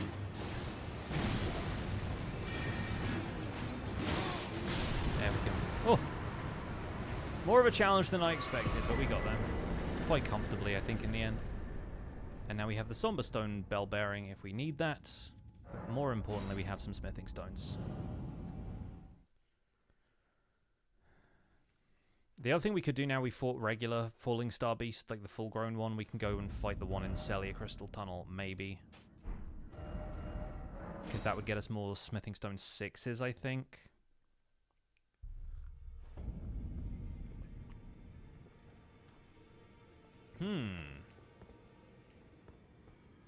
Anyway.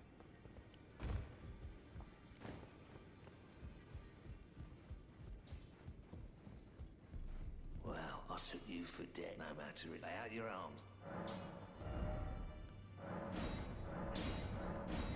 Oh, we're one short. No way. See, after that, we've got 2 smithing stone 7s, so we could get that far. I wonder if I found...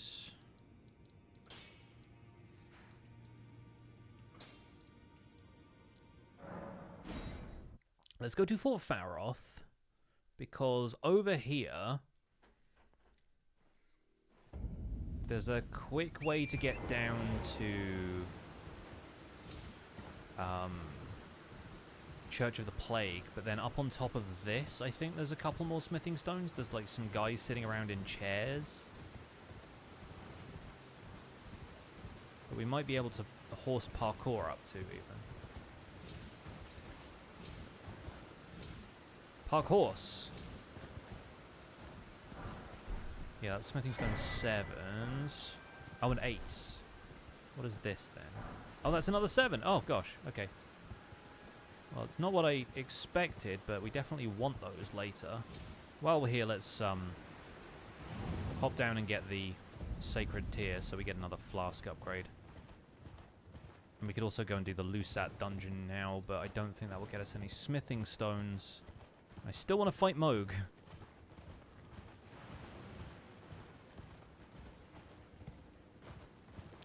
Let's ignore all of the pests.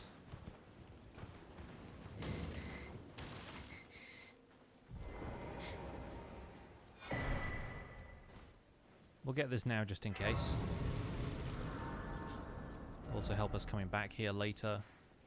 Not going to talk to Millicent, I feel like, for a while. We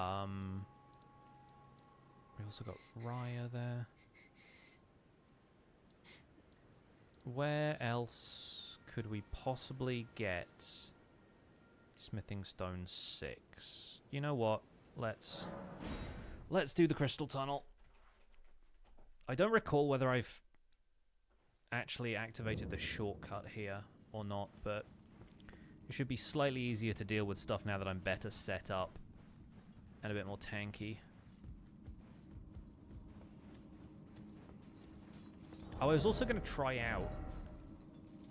See, this has got better magic resistance, but not as good physical resistance, right? Yeah, okay. I can't tell from here if I activated the shortcut or not. Maybe I did.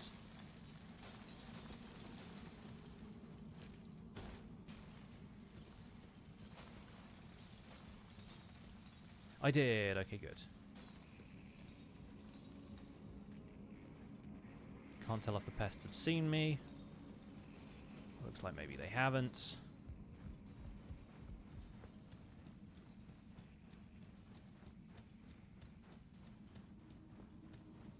Don't mind me coming through.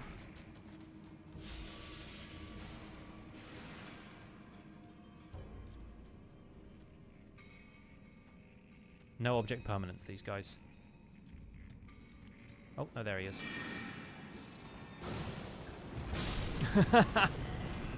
The wind-up, though. That guy went for it, and it did not work out for him. Alright, cool. Let's do this. We'll give this a test run.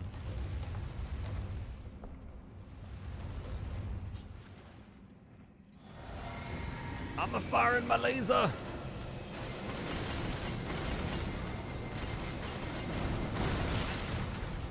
Okay, that seemed to work out alright. I think we might be ready for Mohg. I reckon we're ready for Mohg. Oh, those are Smithing Stone 7s too! When will my Smithing Stone 6s come home from the war?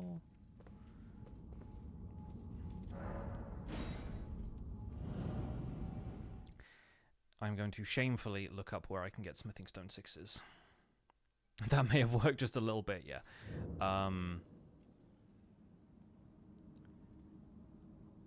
Okay, see Smithing Stone 6 for upgrades past plus 15.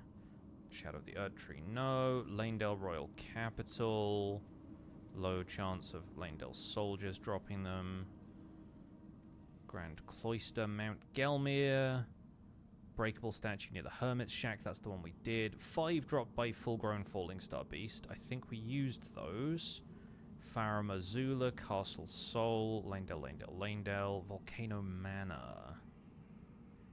2 found on a corpse on the rooftop near the Guest Hall Grace. I'm pretty sure I have that.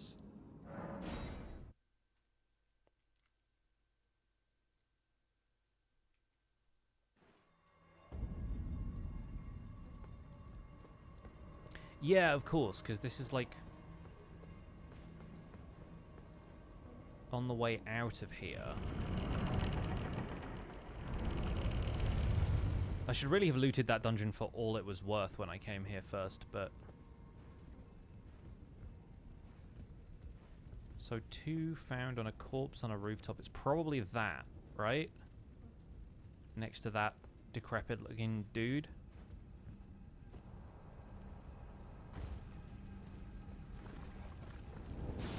Excuse me.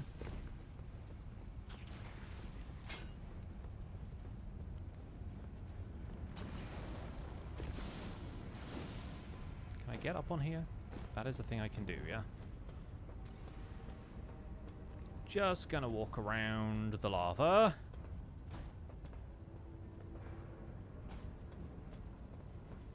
Whocha! Crushed it. Okay, now the slugs are targeting me, so I cannot return to the round table hold. There we go. Just gotta squat down. Albie's hair stands out in this kind of environment.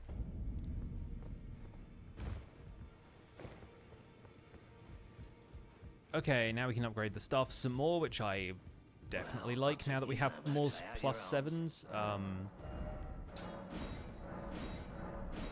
Okay, we are now +20. Sweet. Now I'll try fighting Mohg. I'm not stalling.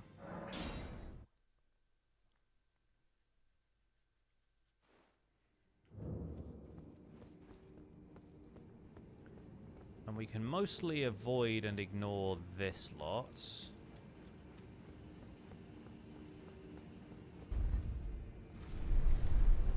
I think that's a somber smithing stone in there.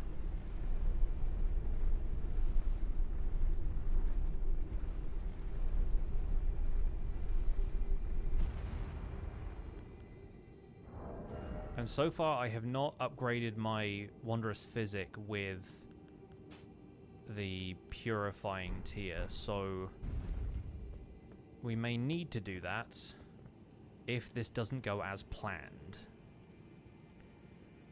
But let's find out if it goes as planned.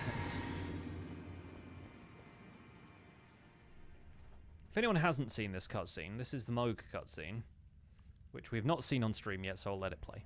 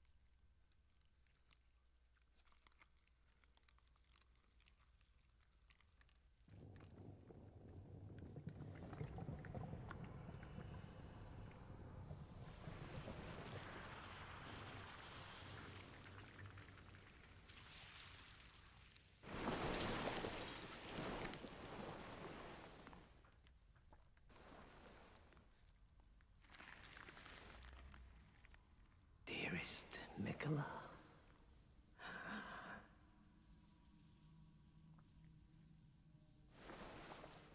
You must abide alone a while.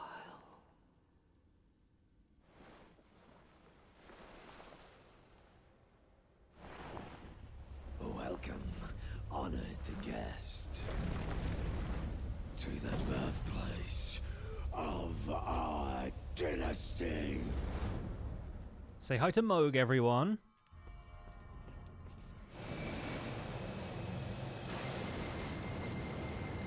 Okay, I may have done this from slightly too far away.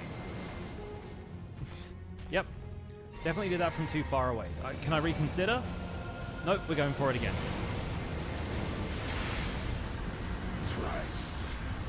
Yeah, definitely needed the purifying tear for this, huh?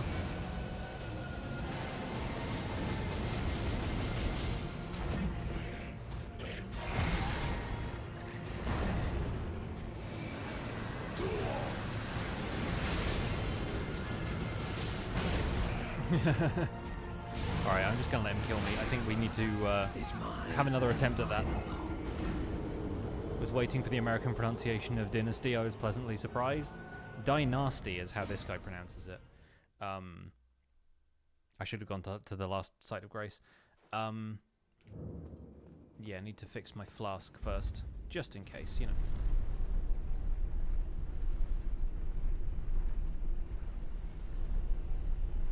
Yeah, I mean, Con O'Neill, the guy who voices Mohg, is well, that's not just American. prime. I think he's just British. Not sure. He might be like Irish or something. With a name like Con O'Neill, he sounds like he's Irish, but I don't want to like claim him if that's not not correct. But there we go. Just in case we survive this one. Just in case Mohg survives this one, more importantly.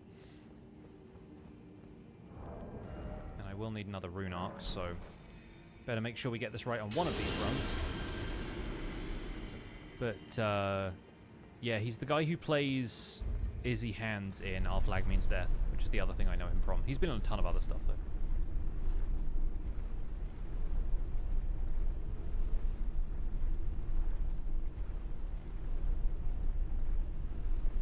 Alright, this time we will get slightly closer before we unleash the full power of this armed and operational battle station.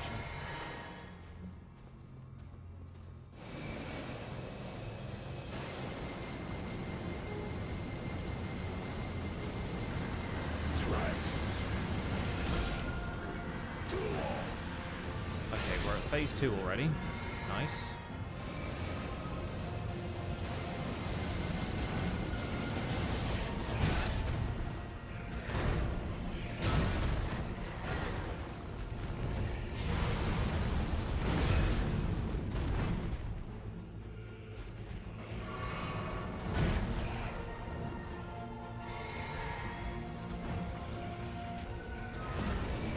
Back off a little bit for this.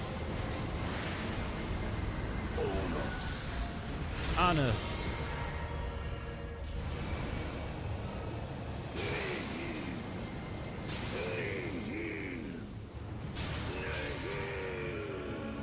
And now we have to do this phase.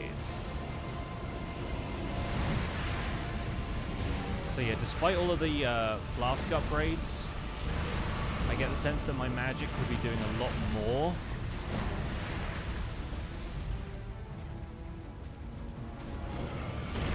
I don't really know the Mohg fight all that well, so I'm just gonna melee my way to an early grave here, I think.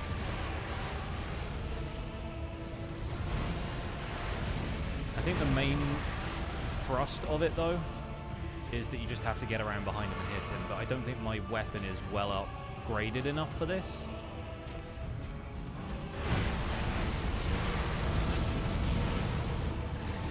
I'm also not especially tanky. I'm looking around for my runes too, which is possibly not the best thing I could be doing with my time. It's mine and mine alone. Alright. So I think if we want to properly dunk on this fool, we do need to level a couple of things up.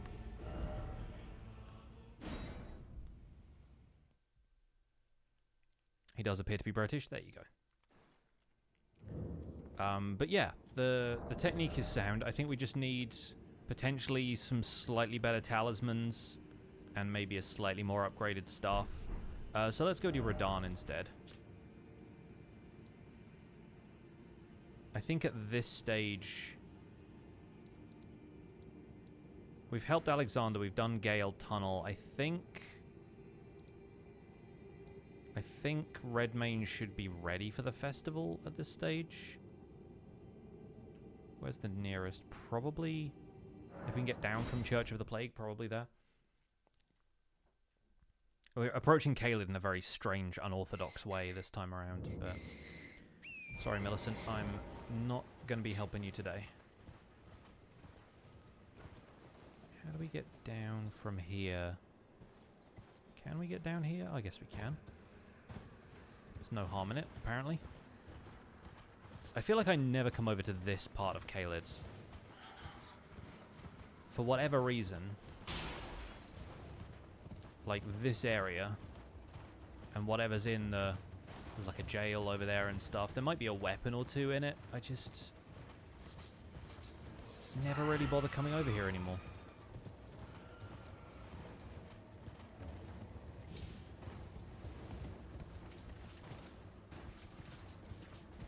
So we can get down from here onto all of this mushroom gubbins, and then we're out of there. So Radahn should be a much easier fight than Mohg.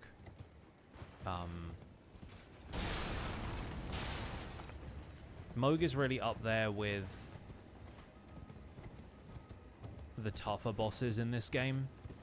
It's just at this point people are well practiced enough in that fight that they make it look like a joke sometimes.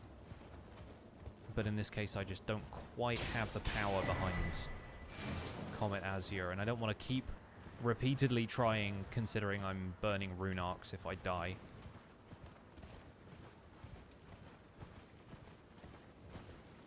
Just got home from a graduation event thinking you officially have a bachelor's. Congrats! Congratulations, that's really cool to hear.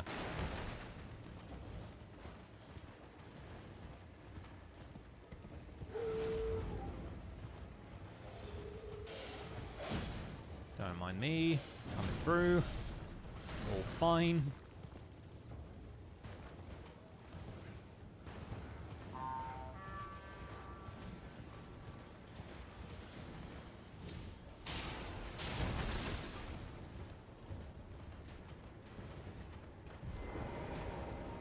Yeah, I wouldn't mind sticking around for the Mohg fight if A, I didn't have to burn rune arcs to do it, and B, if I had a slightly better melee weapon.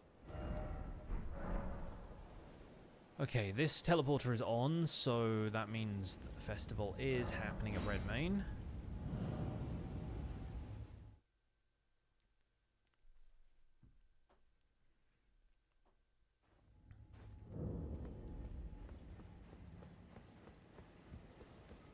Good, good, good, good.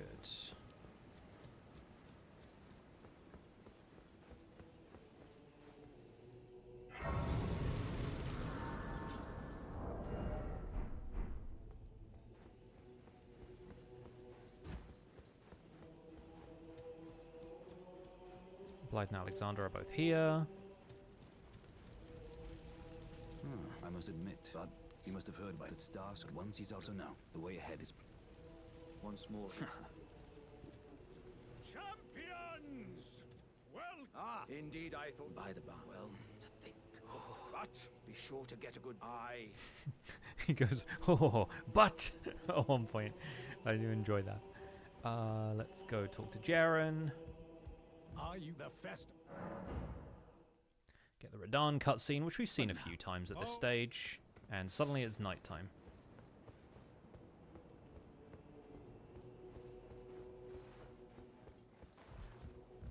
You will find General Radahn divested and howling at the Okay, cool.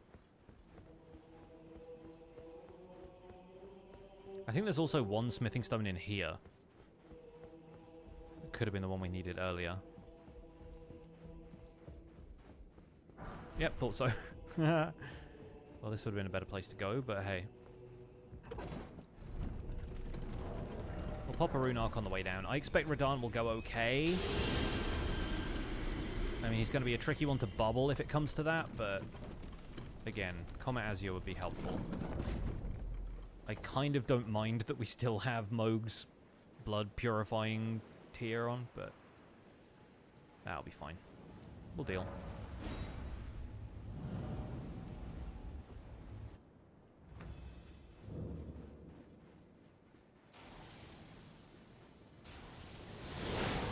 We're going to do this in the usual way. We'll just summon everybody. All my homies hate Radahn, etc.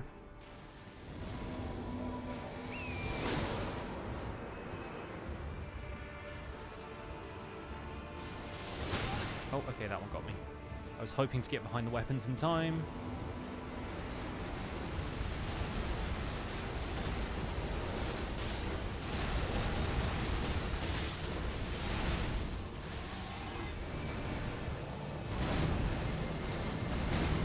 Now you're talking.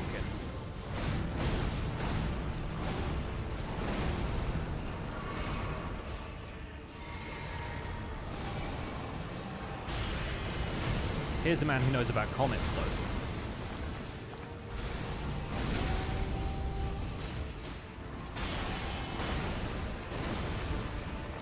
though. Okay, we're going to get one good look at that. Where is he? Oh, that way.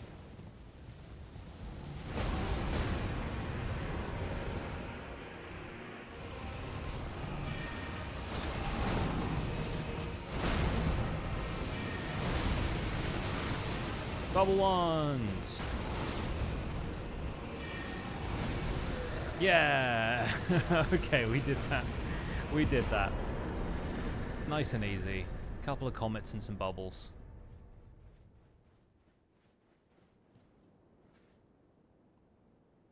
I was waiting for the bubble to finally fade away before it gave us the cutscene. Nice.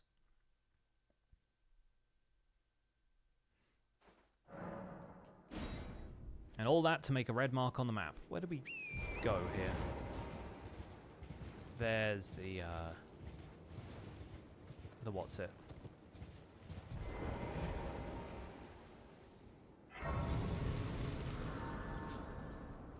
Ah, God, what a sick the glory of the and Fallingstar. I can't fathom. He was a living. And the path is now to Nokran. Let's meet where we'll take up us. Okay, so now we have 70k runes. We talked to Alexander. Aye, one hit after that, and as such, as luck. If I and you know, who could expect it? Just you wait. Okay, a new map has been found. we've been to Caelid now. I don't think we'll need much else here. There might be a couple of other like little bits and pieces we could go and do, like boss fights and bits and pieces, but I think for the most part, that's okay. We can go back to Table of Lost Grace. Now we fought Radahn.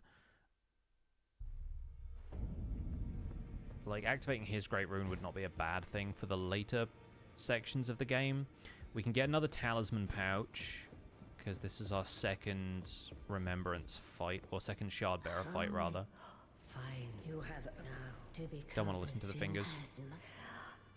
There we go. Now become. Obviously, we don't want any of this. Asking about Marika.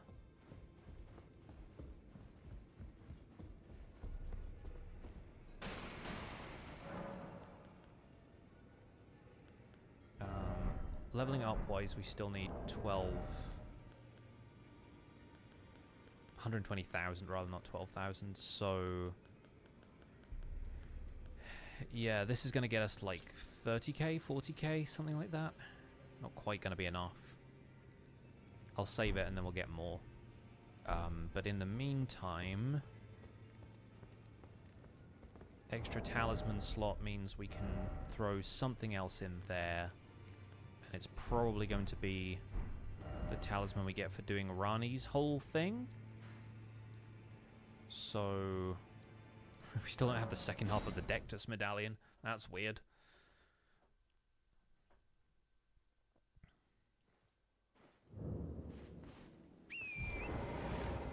While we're not fighting Mohg, let me at least do something with the mixed physic.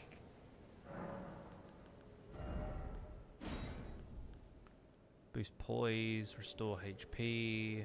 I think we'll probably go back to Opalin.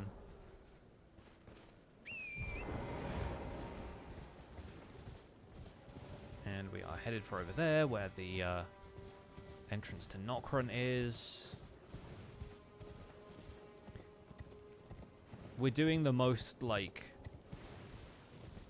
bare bones version of Ranni's quest here.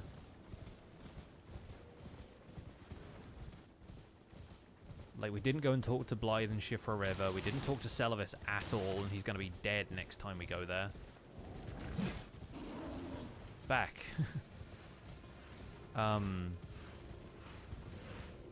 Yeah, like, we barely met Blythe before this. We're not going to talk to EG really about anything. We got the filigree crest. That was basically it.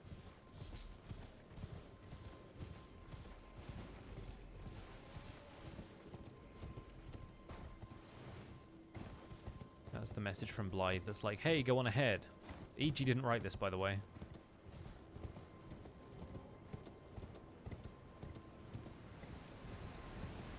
Turns out, Master of the Forge, also Master of Forgery.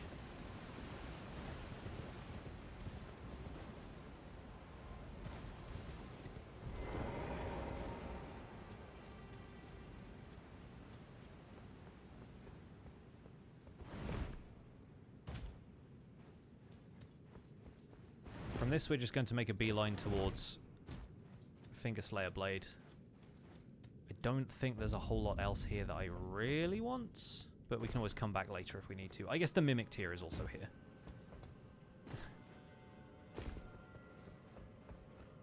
It would be really funny if we gave the Mimic Tier a few upgrades and brought that into the Mohg fight with Comet Azure as well.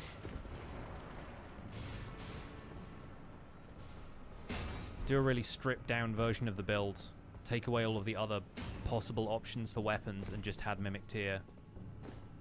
Also Comet Azure Mohg. See how that went.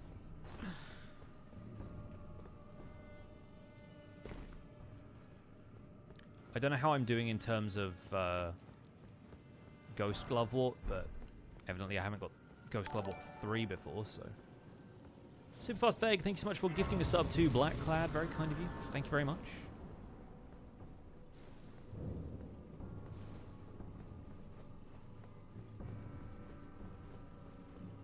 Now we've got that, so we can buy 1s and 2s.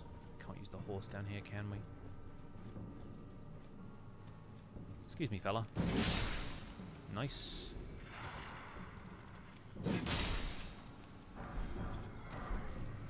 That's a 3 and a 4. Oh, hello. The army's here. They found me.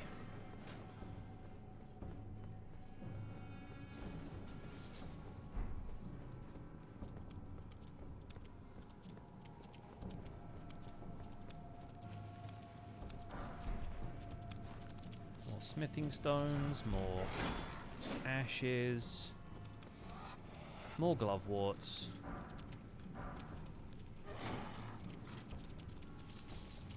More mushrooms. Excuse me. I'll just be going.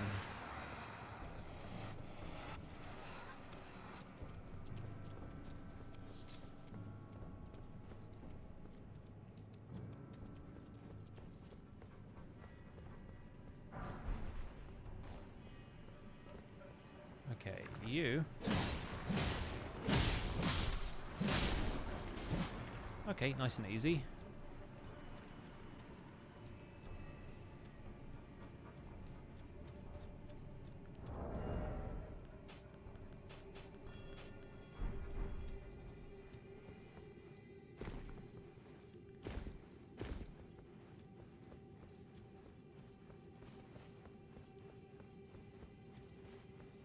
Love the boss fight here, a real fun inclusion, yeah.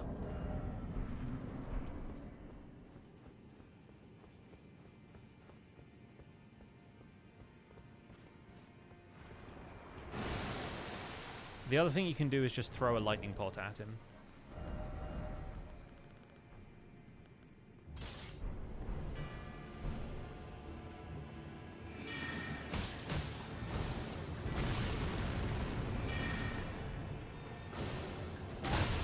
Spellin faces himself, his greatest enemy.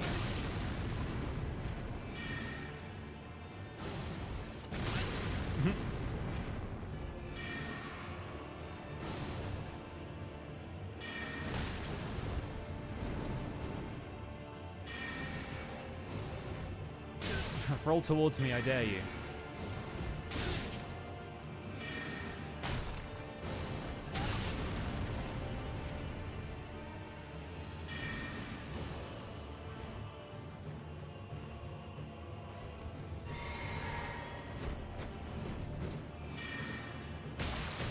Oh. He interrupted my attacks. He's learning. Tragically, he's not learning quite fast enough. You want to fist fight out the rest of this?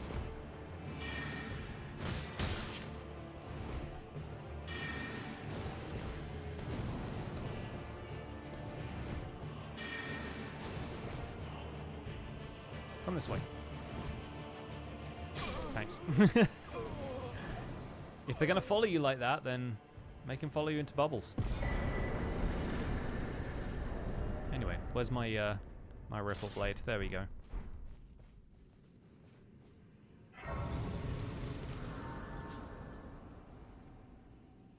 Gave the boss the heaviest armor and weapons, a level 0 great axe. Yeah. Yeah, if they're over encumbered, it's pretty funny. And now we can horse. Although we will not need to for long.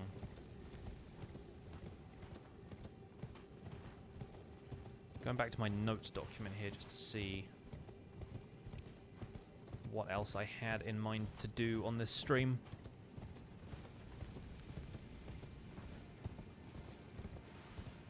I've done basically all of it except for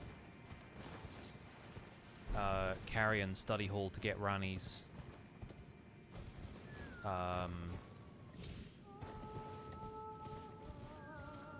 whatever it is, talisman, the it's like Stargazer. Is it just Stargazer Talisman? What's it called? Stargazer Keepsake, Memento, something like that.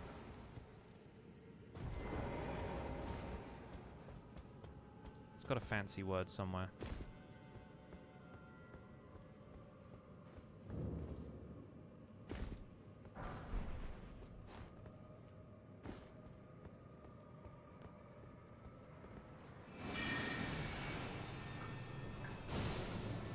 Well, these fights are going to be fun.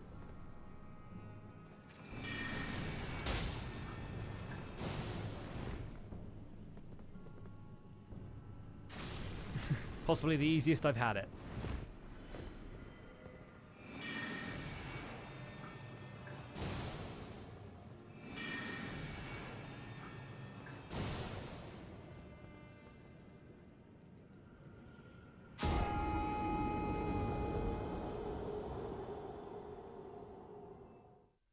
Heirloom, that's the one. Deserved. Get out of here. How many runes did I have? Like 70k?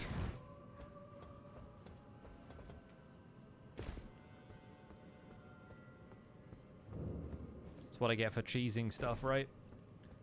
Get good. Fight them hand to hand, even though you're a ranged attacker.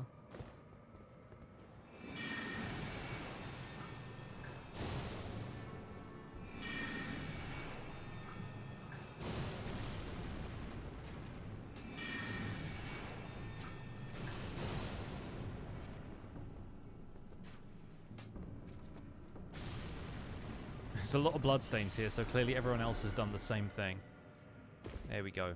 Make sure to sprint jump this time, you idiot.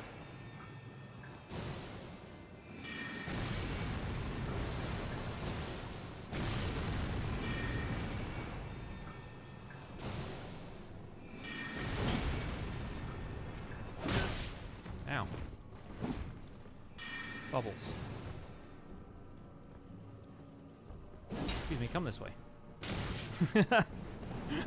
I do enjoy that. I do think that's quite funny.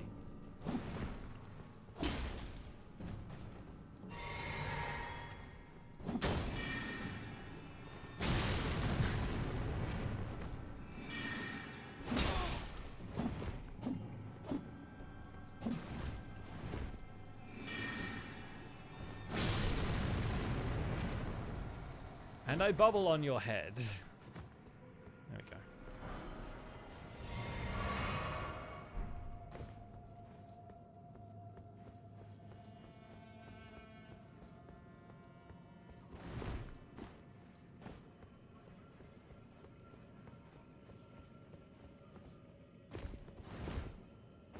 All right. Let's grab this.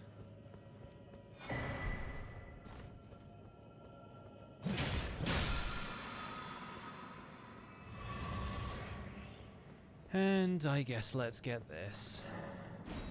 Just in case we need it for, like, I don't know, Radagon or someone. Albie Spellin would like this now.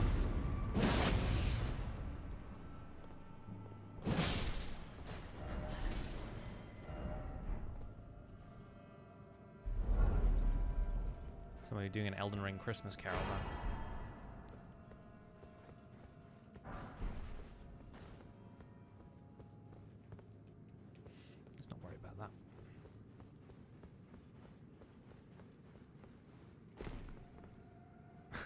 Oh, okay. It's orb versus orb.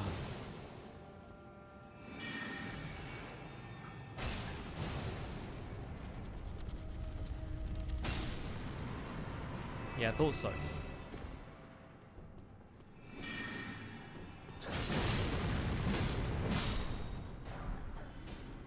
Ooh, Greaves. We love a Grieve.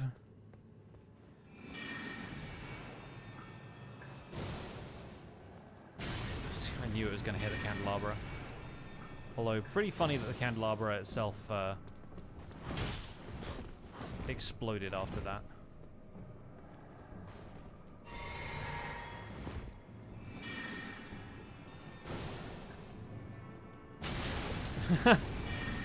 My furniture, no!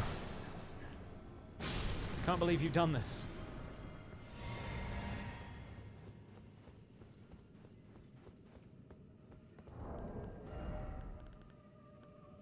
I don't really have the stuff for lightning pots, do I? No, don't have the recipes for it. Might be worth getting in future. Alright, let's run the gauntlet quickly.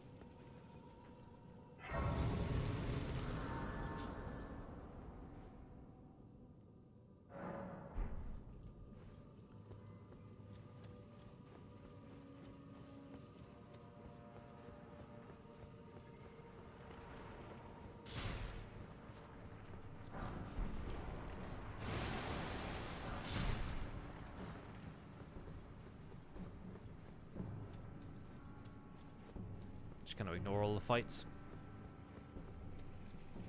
Easier this way.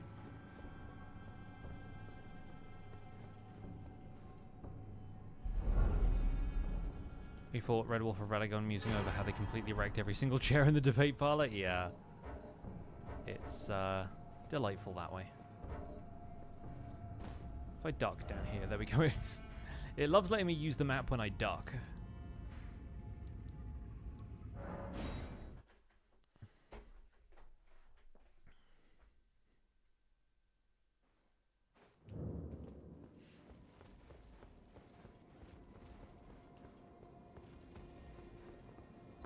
Alright, let's go drop this off with the boss.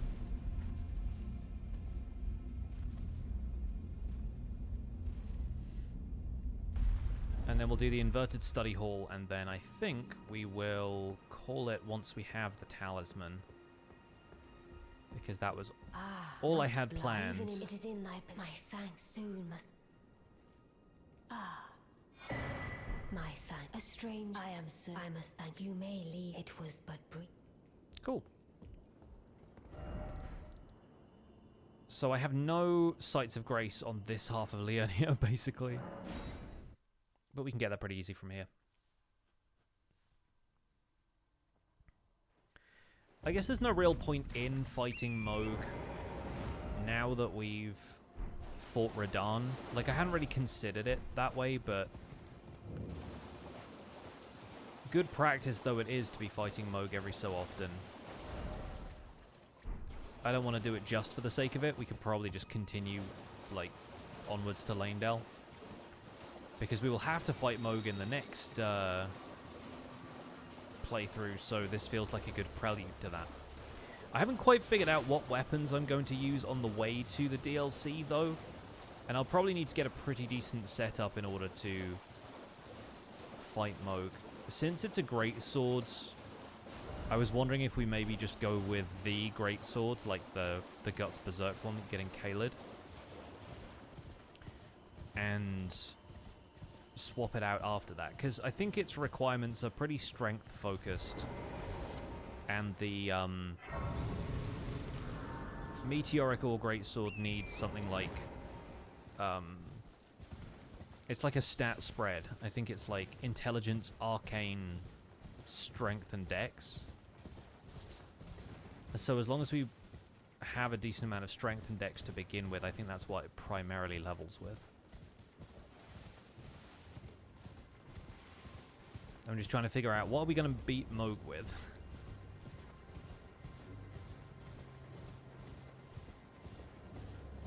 So we'll see.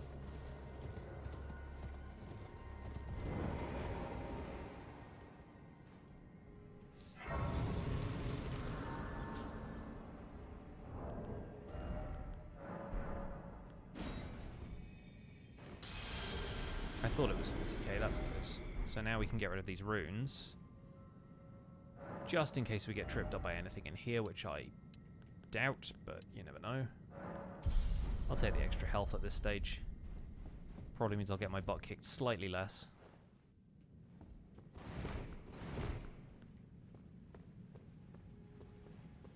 Okay. So this is all upside down, which is fine because we've not seen it the right way up. So as far as I'm concerned, this is just how this place looks.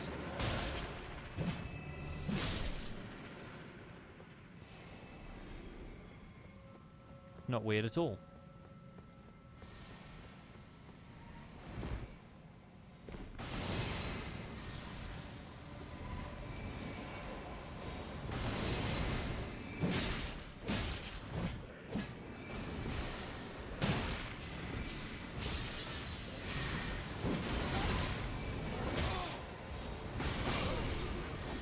Yeah, I thought so.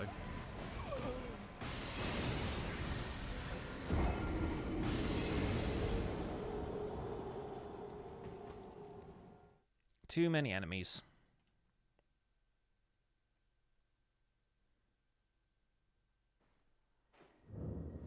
Miriam is really annoying as well.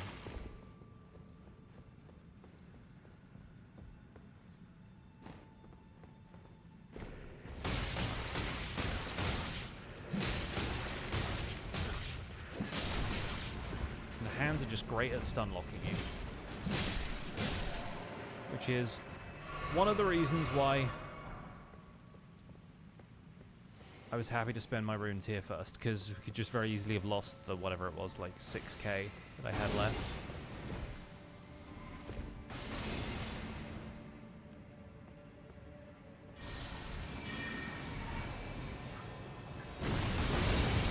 Okay, yeah, we both whiffed that one. That's fair. Oh, come on.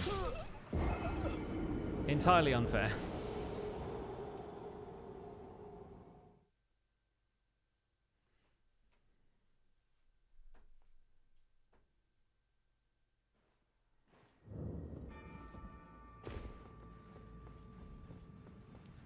At least now I don't have to worry about any runes.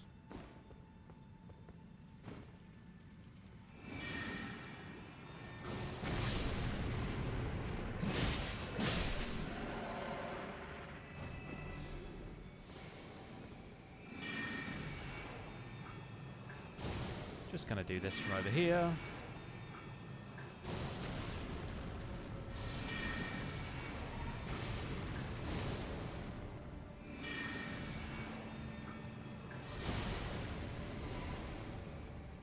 That teleport spell is a weapon is a spell you actually get in the DLC, which is pretty fun.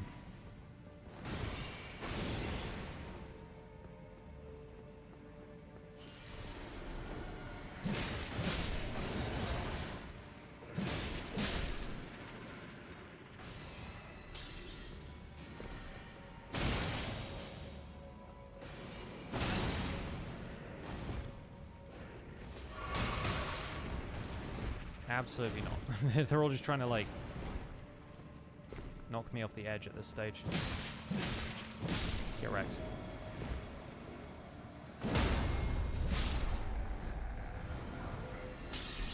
Oh, lucidity. Thanks. Big fan of that.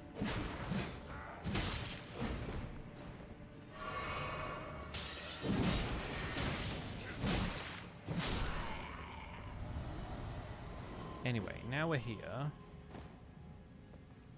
Hop on down.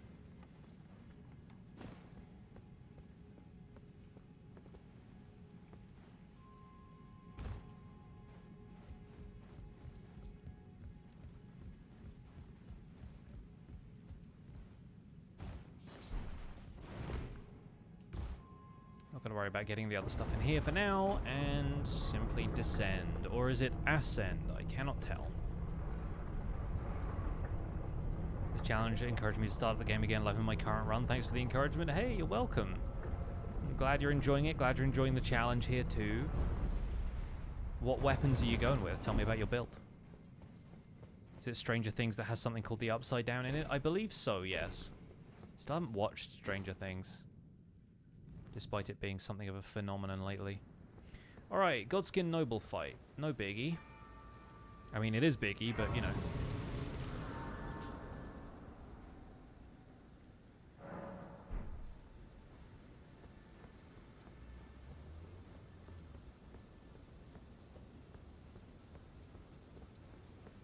Yeah, I think it's,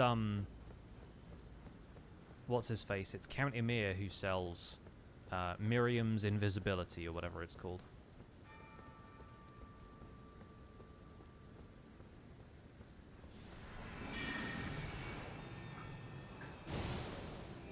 Here's another guy who's just going to walk directly into the bubbles, so that's nice for him.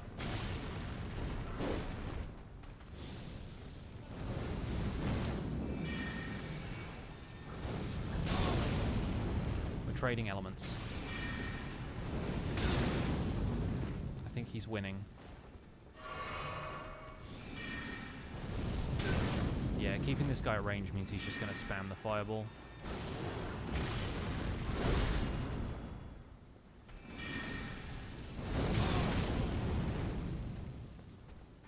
It's a little bit rough because it has a damage over time thing.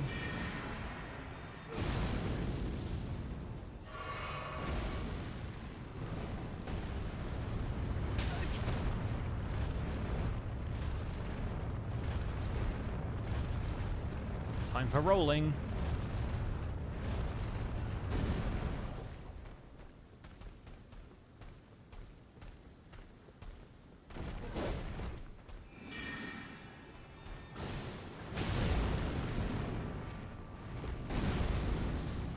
Oh, and now I'm out of mana.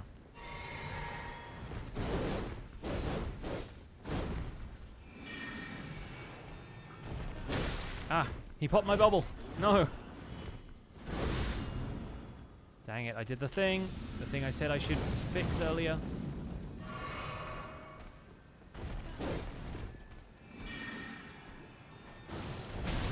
This will make up for some of the runes that I lost if I win.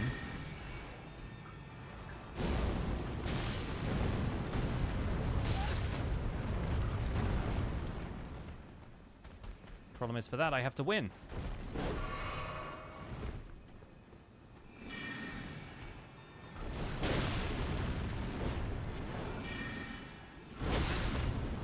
That was the big bubble pop.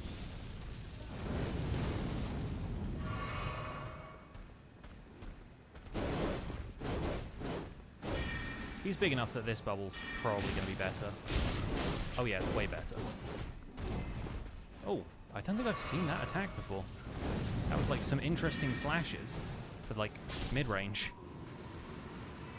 Neat.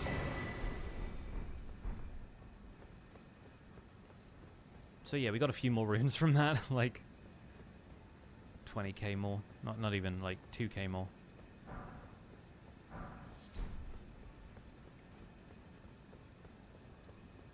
Using the Claymore right now, focus on strength and dex, has Lion's Claw, yes, yeah, Lion's Claw is basically the go-to for strength builds, which is very handy. I expect I'll put that on a greatsword and that will probably help me with Mohg.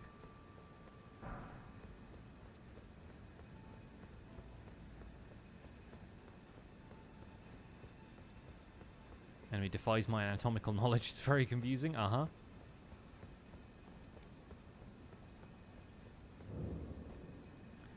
So this would, in theory, be where you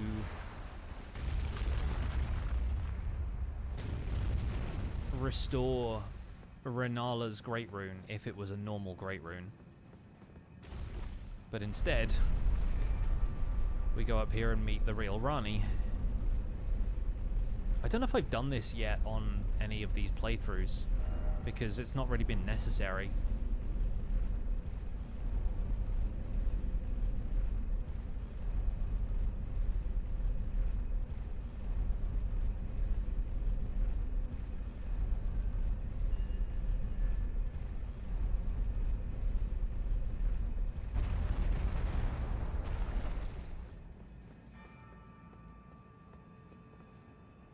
Your next task is now ascend the Divine Tower of Caled for Radahn's Great Rune. Nice.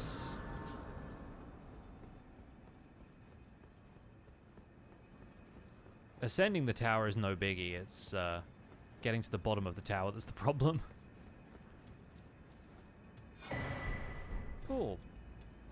Now we have the Stargazer heirloom. We're going to equip that. And now I don't have to worry about Great Runes when I'm casting Combat Azure.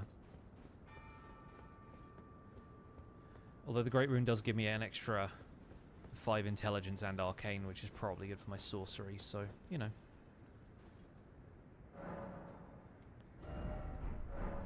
We'll take it. Okay, I think that's where we'll leave it for today, because the alternative is go to Leyndell and fight Morgott, and while we could do that on the next playthrough, I think that's where we're going to wrap things up for today. So, thanks for being here on this cheeky welcome back Elden Ring stream. I'm still awake, which is a good sign. Means I might be resetting my body clock. There will probably not be a survival guide episode tomorrow because I will be setting my PC back up, and that involves reinstalling all of the programs that I use. So we'll see how that goes. But in the meantime, folks, thank you so much for hanging out. I'm going to pass you folks over to somebody else who's streaming here on Twitch. It might be just somebody that I follow. I know Joel was streaming Minecraft earlier, but he's probably done with that now. So let's go say hi to Mohg Swamp. Mohg is currently in Minecraft in what I presume is his super flat world. Looks like he's in the Nether right now, though. So we're going to go raid Mohg. Go say hi from me. You can use your pixel IP emotes and the hashtag pixelraids. Enjoy Mohg playing a bit of Minecraft. He's flying around in Elytra. Exploring the Nether. He just flew past a big bastion. I'm not sure where he is going. He says it's the end of the time travel saga, so I presume he's been looking for amethyst in some of the snapshot versions of Trial Chambers. That might be why he's flying back. Oh, he has some amethyst in his hotbar, though. Exciting times. Alright, go say hi to Mohg from me. I'll be back soon. Probably next Tuesday is the next time you'll see me, but maybe we'll sneak one in on Sunday. It depends what I'm able to do over the weekend. But thanks for being here. My name's been Pixariffs. I'll see you all soon. It's good to be back. Bye for now.